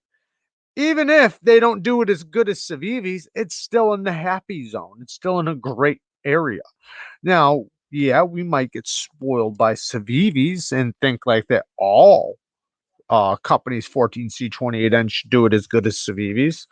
But in all reality, nobody really messes up 14C28N. It's easy for them to do. So you always get good results with it. I have yet to have seen a company that I said, man, their 14C28N sucks. Like, I've never said that, or I've never seen it. Even QSP's doing a good job, of course, because it's 14C. Now D2, on the other hand, is the exact opposite. It's on the exact opposite end of the spectrum.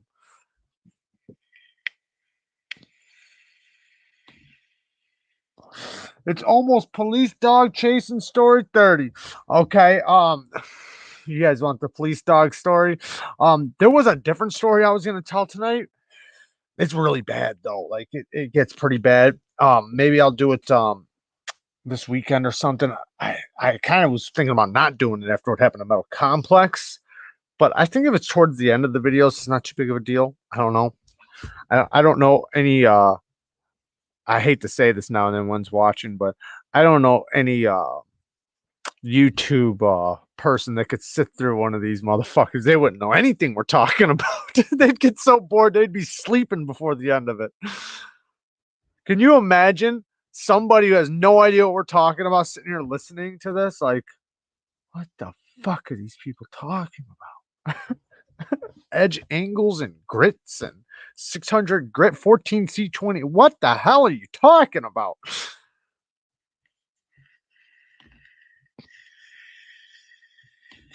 I think a lot of it's a computer. So I think I told this story before, but so, and this is the dog chasing story. Anybody that doesn't like to hear the stories, your time to tap out is right now. Or switching from knives to stories. I'm going to tell one story and then we're going to get out of here, because it already is after 9:08. So the story is about me being chased by canines. So I was actually on my way home. I had a warrant for my arrest. So I was a fugitive of the law. And the cops were already after me for a while. About a week before this, I tricked them.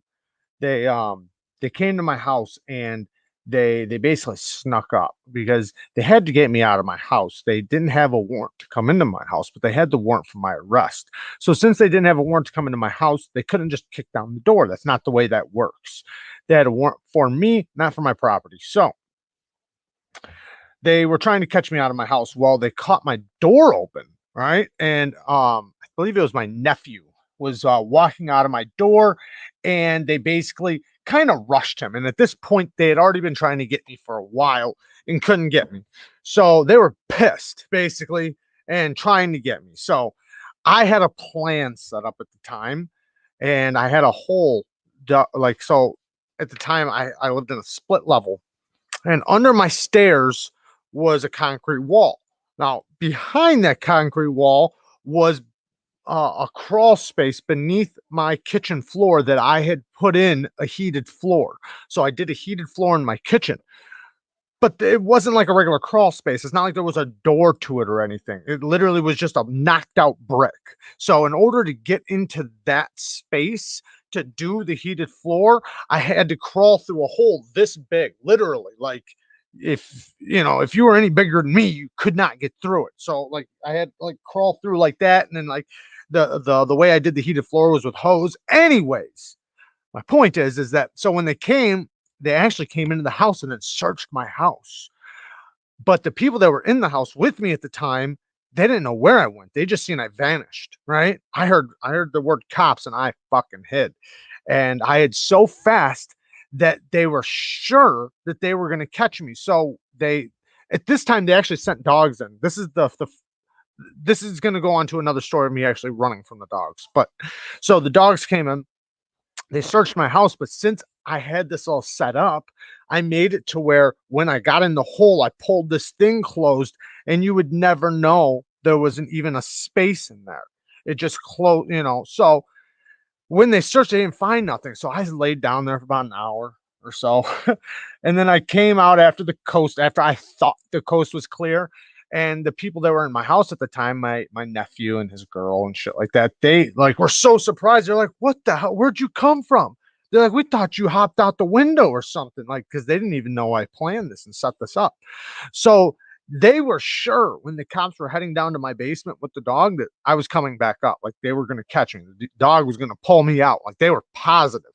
But when they came up with nothing, it blew their mind. Like, how did he get away? The whole place was surrounded. So how could he have jumped out of a window without getting caught? There's dogs, there's cops, it's all surrounded. But so they didn't get me that time. So the cops were pissed too, because they like to their knowledge, I was there. So they couldn't figure it out either. Like it blew their mind. So the next time I'm driving home, I'm gone, I'm coming home. And this is after that situation.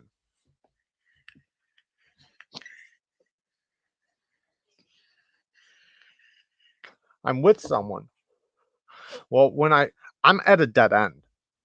So once I turn the corner, there's basically no turning back. There's one way you can turn, but pretty much there's no turning back because they had the cops stretched out down the block, like probably, I don't know, 6, 7, 8 police squads, dogs, everything. So right when we turned, there was no turning back. So I told the person that was driving, because I was in the passenger seat, I said, pull into my neighbor's driveway. My plan was just to pretend like I'm my neighbor. I knew they were going to know who I was as soon as they looked at me, but it would give me like a 3-second head start, and 3 seconds running from any dogs or fucking police is a lot. So when we pulled up, I told her to pull into my neighbor's driveway. She did. And when I got out, I started walking up to my neighbor's door like I was him. And they yelled my name. They knew it was me.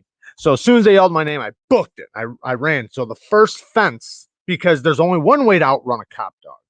One way. Fences. That's it. Fences. A lot of them can jump fences, but a lot of them need their officer there to assist them. And even if they can jump a fence, if you can jump a fence fast, it matters if you can jump a fence fast, you can, it's your only chance. Anyways, so I hit the fence, right? I get out of the car, they yell my name, I run straight to the fence. There's a bunch of fences. Now, beyond those fences is a major road, right? So as soon as I hit that first fence, I kept going. I hit the second fence, probably in like 2 seconds. So fast. So they sent the dogs right away. The dog was on my ass, but I made it to the fence for the dog. So they thought I stayed in the backyard. They thought as soon as I jumped the fence, I hid, because they got to the backyard really fast and I wasn't there. So they thought I was there, right? Like I must have hid. There's no way I hit that fence and already got to the second fence and jumped that one. I was jumping them fast, boy. When you got a dog on your ass, you're fucking jumping fences pretty damn quick. So, and not even the dogs. I was more worried about the cops, but you do think about the dogs, especially with the the jaws of life coming at you. So I hit that next fence and got over it, and I kept going. I jumped probably 3, 4 more fences after that, got the main road, booked it across that main road. I knew the only way for me to get away was to one, outdo the fences. So jump as many fences as possible, get across that main road. If I can get across that main road, basically not freedom, but I'm closer to freedom. So um I got across there. Now when I get across there, um they're circling now because they've realized at this point I'm not in that backyard. The dogs have searched that part, so now they're basically letting the dogs come and find me. And my aunt pulls up because she had heard that the cops were executing a warrant on me and blah blah blah. So she pulls up and they're talking to her. And mind you, I I went to school for dog training. I'm a dog trainer. Like at this time, I'm full time, no, not full time. I'm doing construction, taking care of my dad, and also training dogs. Like a big portion of my day was surrounded around training dogs. So they told her, they said, they wanted her to call me to talk me out of turning myself in. Otherwise, the dogs were going to get me. And she told him, I think this is funny. This is funny for me because she goes, he don't give a shit about those dogs. He's the damn dog whisperer. And the cop didn't know what to say after that because that was his only leverage, was like, tell him to turn himself in before the dogs catch him, right? And she's like, he don't give a fuck about those dogs. Like, he ain't gonna listen to me about dogs. He fucking trains dogs every day. You'll probably have your dog trained, but by the time you guys get there. Anyways, so then while I'm running, I can see that they're circling with a squad car, and they have the dogs coming. I can hear them. I can hear the dogs. There was like 2 or 3 or something. Maybe it was only 2, but anyways, I can hear it. So I hear them getting closer, and I can see them circling around the neighborhood, and I'm waiting for them to do that circle so that I can cross. Because once I make this jump, past this neighborhood, I'm in the open basically. This is where if I'm going to get caught, I'm getting caught here. If I can get past it, I can get into basically downtown like area where more population. Um, I have my phone on me, but it's about to die. My phone's about to die. So I'm kind of like hemmed up in between these 2 fences, like kind of waiting it out for a second for this cop to go by. My sister texts me. Or no, I don't know. I don't know. Did she call me or text me? Oh yeah, she texted me because she heard that something was going on, that I was running from the cops, blah blah blah blah blah. So she texts me and she says, "Hey, I just want to make sure you're all right. I heard the cops are after you and that you're running. If you need anything, are you okay? She's making sure I'm safe because she knows the cops are chasing me, right?" And I said some smart ass shit. I said, "They can't catch me. I'm the gingerbread man." Oh my God. She still laughs to this day at that. She sometimes messages me and she goes, "All right, gingerbread man." It was just what came to my mind because run as fast as you can. You can't catch me. I'm the gingerbread man. Anyways, so I wound up making it to a store, basically. Well, first a nursing home that I knew people that worked at. My phone died, so I couldn't use the phone. My phone while I'm dying. I used their phone. Then I had to keep going. I couldn't stay there because I knew they were going to wind up there. The dogs are on my ass, mind you. So when the dogs are on your ass, they're trailing you. So since they're trailing you, they're going to catch you pretty quick. This is all happening within minutes. Um, well, then I moved locations from there to the next location, which was so populated, I knew the dog would most likely lose the trail there, no matter what. Most likely. So I got to there, made a lot of movements, and wound up making a call and having somebody I knew that wouldn't let me down, come and get me. So and I wound up getting caught later on, but that day I got away from the canines, and I'm not advocating for any of this. I know it was all horrible shit. I know how bad of a guy I used to be, so I don't need anybody to tell me what kind of piece of shit I used to be. Um, am I the only one imagining Jared on a scene of cops music? Oh, it's funny. Tri-State EDC. I'm more of a talk your way out of it kind of guy. Never run. Yeah, I've done that too. I've done that too. But I had a warrant. There was no talking your way out of a warrant. The talking's done at that point. You have a warrant. You're not talking your way out of a warrant. They once they have you, they're bringing you in. And this warrant, I was, I think that one. Okay, let me put it into perspective really quick because the reason why I was running at that time was because my dad was he had just passed away and I was going to turn myself in, but I was trying to get past his funeral. So if I was locked up, I wasn't going to make the funeral. My dad died like the day before or the day after my warrant came into effect. So I'm trying to think of exactly how it went. It was a few years ago, so it's hard for me to remember which one came first or whatever. But when I went to court, I talked to the judge and told him what happened. He wound up fucking letting me out to go to my dad's funeral. I was late. I didn't make it, but I wound up making it to the after party. But he made me prove it in court, which, thank God the lawyer, the public defender stuck his neck out and made these calls and figured it out that I was telling the truth and that it really was happening right then while I'm arrested and so on and so forth. So I wasn't, I was planning on turning myself in, but I wasn't about to turn myself in and then be locked up during that when I could just do it in a day or two. It would be the same thing. If you have a warrant, you have a warrant.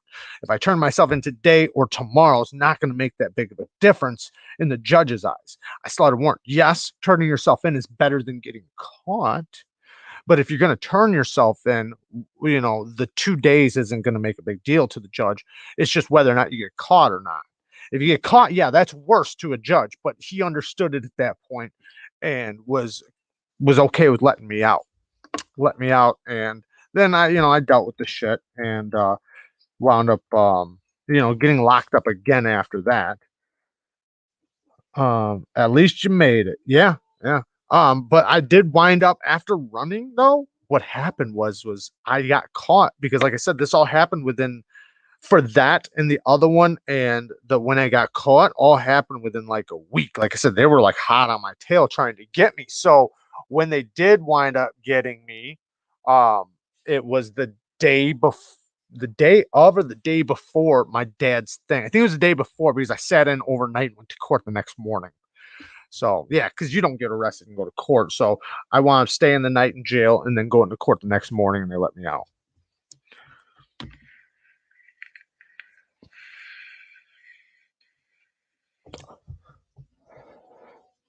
I got taken off my. But that's a good thing, man. It is not good having a record, having anything like that. I don't tell like it's entertaining to me, right? Because it's my story and it gets a lot deeper. Like these things are so petty that I talk about.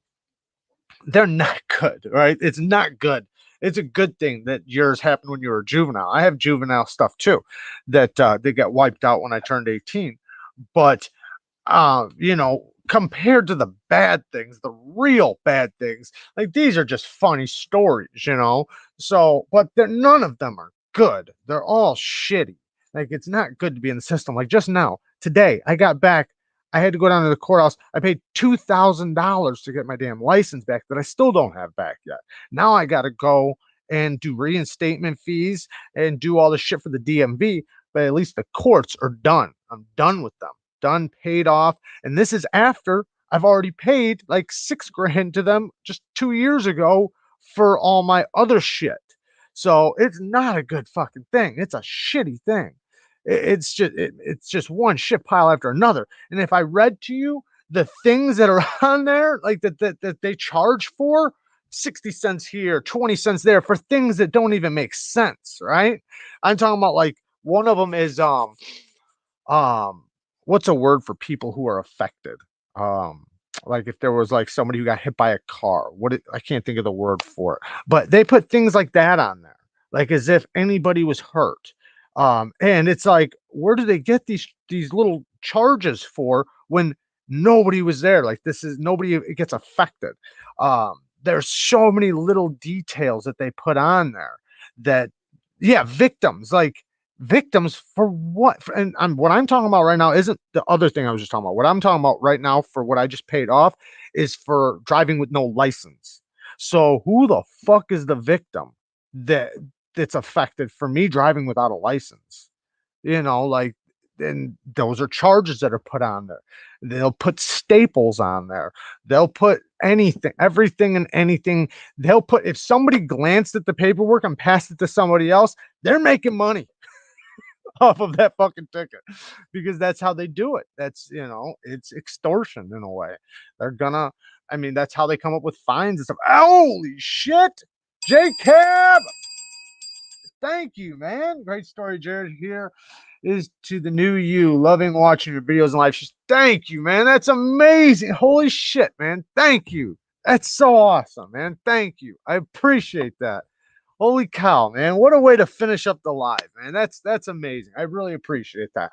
And I hope you guys do know that I have turned. Like, I'm the exact opposite of who I was 4 years ago. And if I told you some of the stories, you guys probably wouldn't even believe me. So there's no some of the stories that doesn't even make sense for me to tell because you guys would never be able to fathom or believe it, right? Let alone getting you guys to understand the type of person I used to be versus now. Like it is a completely new leaf. And it's not that like I am a different person, right? It's not that. It's just that who I was at that time and who I was turning into, especially after addiction and everything else.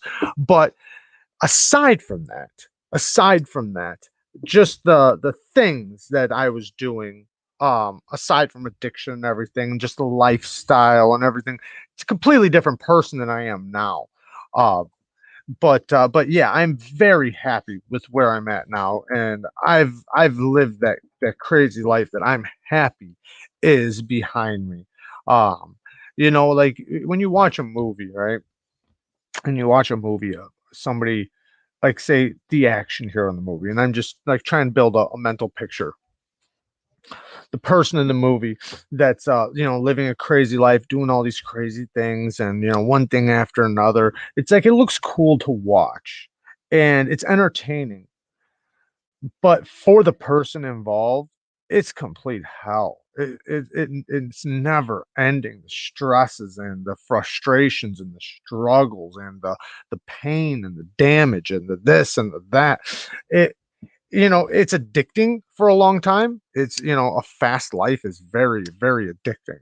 And that's what winds pulling you in to the negative. It's like, um, living that fast life, I guess, and doing things that most people don't do and just living a crazy lifestyle. It's fun for a while and it's addicting for a long time. And people are drawn to it. They're really drawn to it, and they like being around it. But after a long time, things bad things just keep happening. Stuff packs on, and then it's not a if or a it's a when, like when shit's gonna fold, basically, because eventually it will. Even if it's been going for 20, 30, 40 years through a whole family, right? Eventually shit's gonna happen. Um, same he- Same here, man. People change. Mentality plays a huge role in people's actions. I completely understand. I am not the same person I was 2 years ago. I'm happier and mentally I'm much more healthy. And that is a big part of it, right, Lindy? Healthy, being healthy minded, the way you think of things, the way you deal with stressful situations, and I'm not saying like you deal with stressful situations in a negative way. I just mean like the better way, the way of dealing with people and your emotions and struggles and It's even like say the difference between like if you get into a fight or something, the difference between you losing your temper and being in control of a situation, or whatever. You can even think about it in like road rage. Like the person you were when you were 20 and you had road rage, you probably wouldn't make that same thing. You probably wouldn't do that same behavior today. All right, you're going to think about it because now you've seen all the accidents, you've lost a lot of friends, you've done this, you've done, like you grow up and you see things differently and you see for what they're not. You're like, man, that little tiny pinch of a moment where I was cut off or whatever is going to mean shit to me in 3 minutes. Right? It's like, instead of running, them off the road, flipping them off and dragging them out of a car and beating the shit out of them and going to jail. And, it's like, you know what? I'm just going to let it go. I've done that shit too. Like it's just the way you think about things. And definitely your mind plays a huge role into your behaviors and how you, you react towards things or how you feel, happiness, man. Being internally happy is so important. Like even more important than probably your physical health is your mental health. And that's why I'm definitely happy where I'm at now and how things have definitely changed for the better. And the more you work on yourself and the relationships around you and the people around you and the people that you care about, the better things will get. Things don't happen overnight. It definitely takes some time, but you put effort into it, And if I put half as much effort as the bad shit I've done, then fuck, man, I'm gonna do great. That's the way I look at it. Being sober, looking back during those times, it's a trip. Yeah, yeah, man. Some of the stories, man, I could tell. Like I said, people wouldn't even believe some of the stories I could tell. And even just some of the crazy stories, like not even having to do with drugs, just like some of the crazy shit I've done. Like people wouldn't fucking even believe it. Um, and there is, like I said, there was this one story. This has nothing to do with being like crazy or anything. I'll save it for next week or something because it's pretty bad. And yeah, I'll just save it because I almost don't even think I should tell it because it's something from when I was a little kid, so it's not like nothing to do with like adult stuff or anything. It's just something that happened when I was a little kid, and I didn't do it. I mean, I'll tell it later. It's something I reacted to as a little kid, but yeah. I had 10-year meth addiction. Starts off fun, but gets dark fast. Absolutely. It always starts off fun. Always starts off fun. And, I guess the saying goes, like it'll end in a bang. Basically, basically, everything folds up eventually, even if it's not an addiction, even if it's, like I said, just a fast lifestyle, just, living on the edge, being crazy, doing crazy shit, being around just it always it's gonna there's smart ways to do things. Obviously you can live a crazy life uh good, in a way that's positive, in a way that's beneficial to you and everybody around you, but you have to do it that way, then not in a negative way that brings bad attention, whether it's through the police or other people. Oh, where'd it go? If you think about the things addicts do to get their drugs and to get high, there's no reason at all there would be no way they could make it in doing. Well, hold on. If you think about the things addicts do to get their drugs and to get high, there's no reason at all that there would be now what no way they could make it doing what they love. Yeah, you know what? The way you said that, so my my sister always said this to me, and it always stuck to me. She said, "If you ever want to know how to make money fast, if you need to make money fast, just ask a dope fiend, ask an addict, because you can be guaranteed that they know where and how to make some money like that, because that's what they're living on. They're living on fast money." And but yeah, for sure. Um, and that's why like some of the smartest people I know, are like that. And not even that smartest people that I know, but just like some very intelligent people. You'd be surprised how intelligent people can be caught up in the same mess. And it's you put so much effort into it. So since you put so much effort into it, even half the effort you put into that would make a successful business. Like that's the whole thing. Is you put that much effort into it. Like there's so much effort that when you're part of it, it's crazy when you think about it, how much effort you put into addiction. At the end of the day, if you were sober, like, and every addict thinks about it too, how rich they would be if they weren't an addict. They always think that, how rich they would be. But the thing is, though, is that when that addiction's gone, you do not have the same drive. And I mean that in a good way, because the drive you have being addicted, there's no lengths you won't go to, right? That's why people wind up in prison or in jail running from the cops, doing this, doing that, is because they're willing to take that risk. That risk is very dangerous. Well, when you're sober, you ain't taking that risk. Why would you risk your freedom and your this, your that for that? Do you know what I mean? So you're not going to put forth the same amount of effort. Now, I'm not saying you're not going to work hard or anything like that. I'm not saying you're going to lose motivation. I'm just saying it's kind of like the difference between, and I know a lot of people aren't going to fathom this as being the same thing, but it's kind of like if I took your kids hostage and told you you had to do something. There ain't no limits to you doing that thing, right? It's kind of like that. um like there's no limits to what you'll do, right? So but if that wasn't the situation, guess what, there's limits to what you'll do now. So but all in all, though, I'm very blessed to be here with you guys and to have you guys as friends and this channel and everybody in this community supporting, as I definitely didn't think I would have the support I would have right now. You know, especially if I started going into my own reality. But it's definitely a very blessed reality now, and I feel very blessed to be where I'm at now and to have turned everything around. I was just discussing this with a fellow knifer. October 9 years off the heroin for me. That's amazing, man. Grateful Panic, that's amazing. Clap for you, man. I'm about, I'm going on 5 years. I'm going on 5 years. So, no heroin for 5 years coming up, probably October. I didn't make an exact date because I didn't want to do that. A lot of people do. A lot of people do a date. I didn't do a date. And thank you very much, Jared. I appreciate that. I didn't make a date because one, I thought I was going to fail. That's one thing.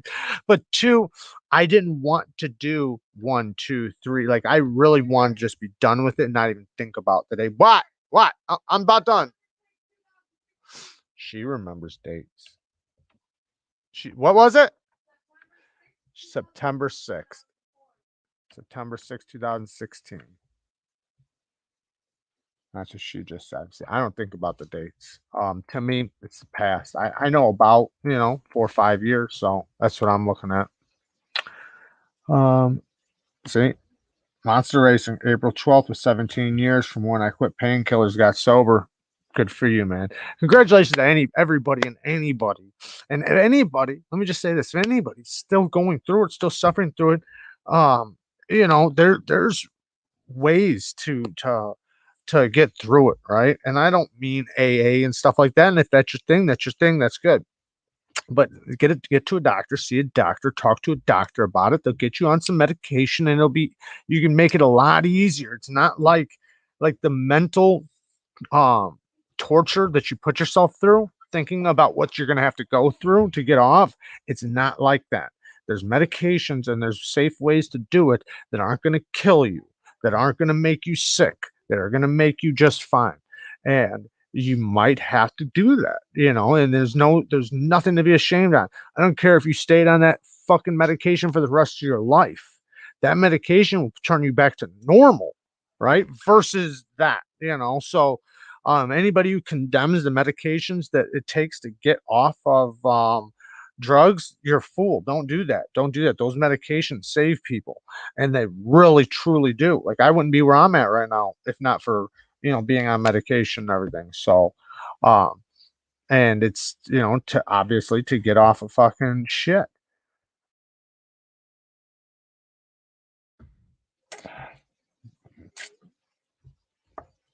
Good for you, John Evans. I know you've said it in the past, and I'm sure a lot of people can or can't relate. But regardless, you know somebody. Everybody knows somebody that knows somebody. So if you're still going through it, then there's ways to do it. And and if you're not at that level of where you are going to go get help, think about it. At the very least, just think about it. And if you're not there and you're gonna do your thing, then do your thing. I mean, you're your own person. So, but anybody that is has struggled with it or is going through it, um, yeah, good for you, man. Good for you.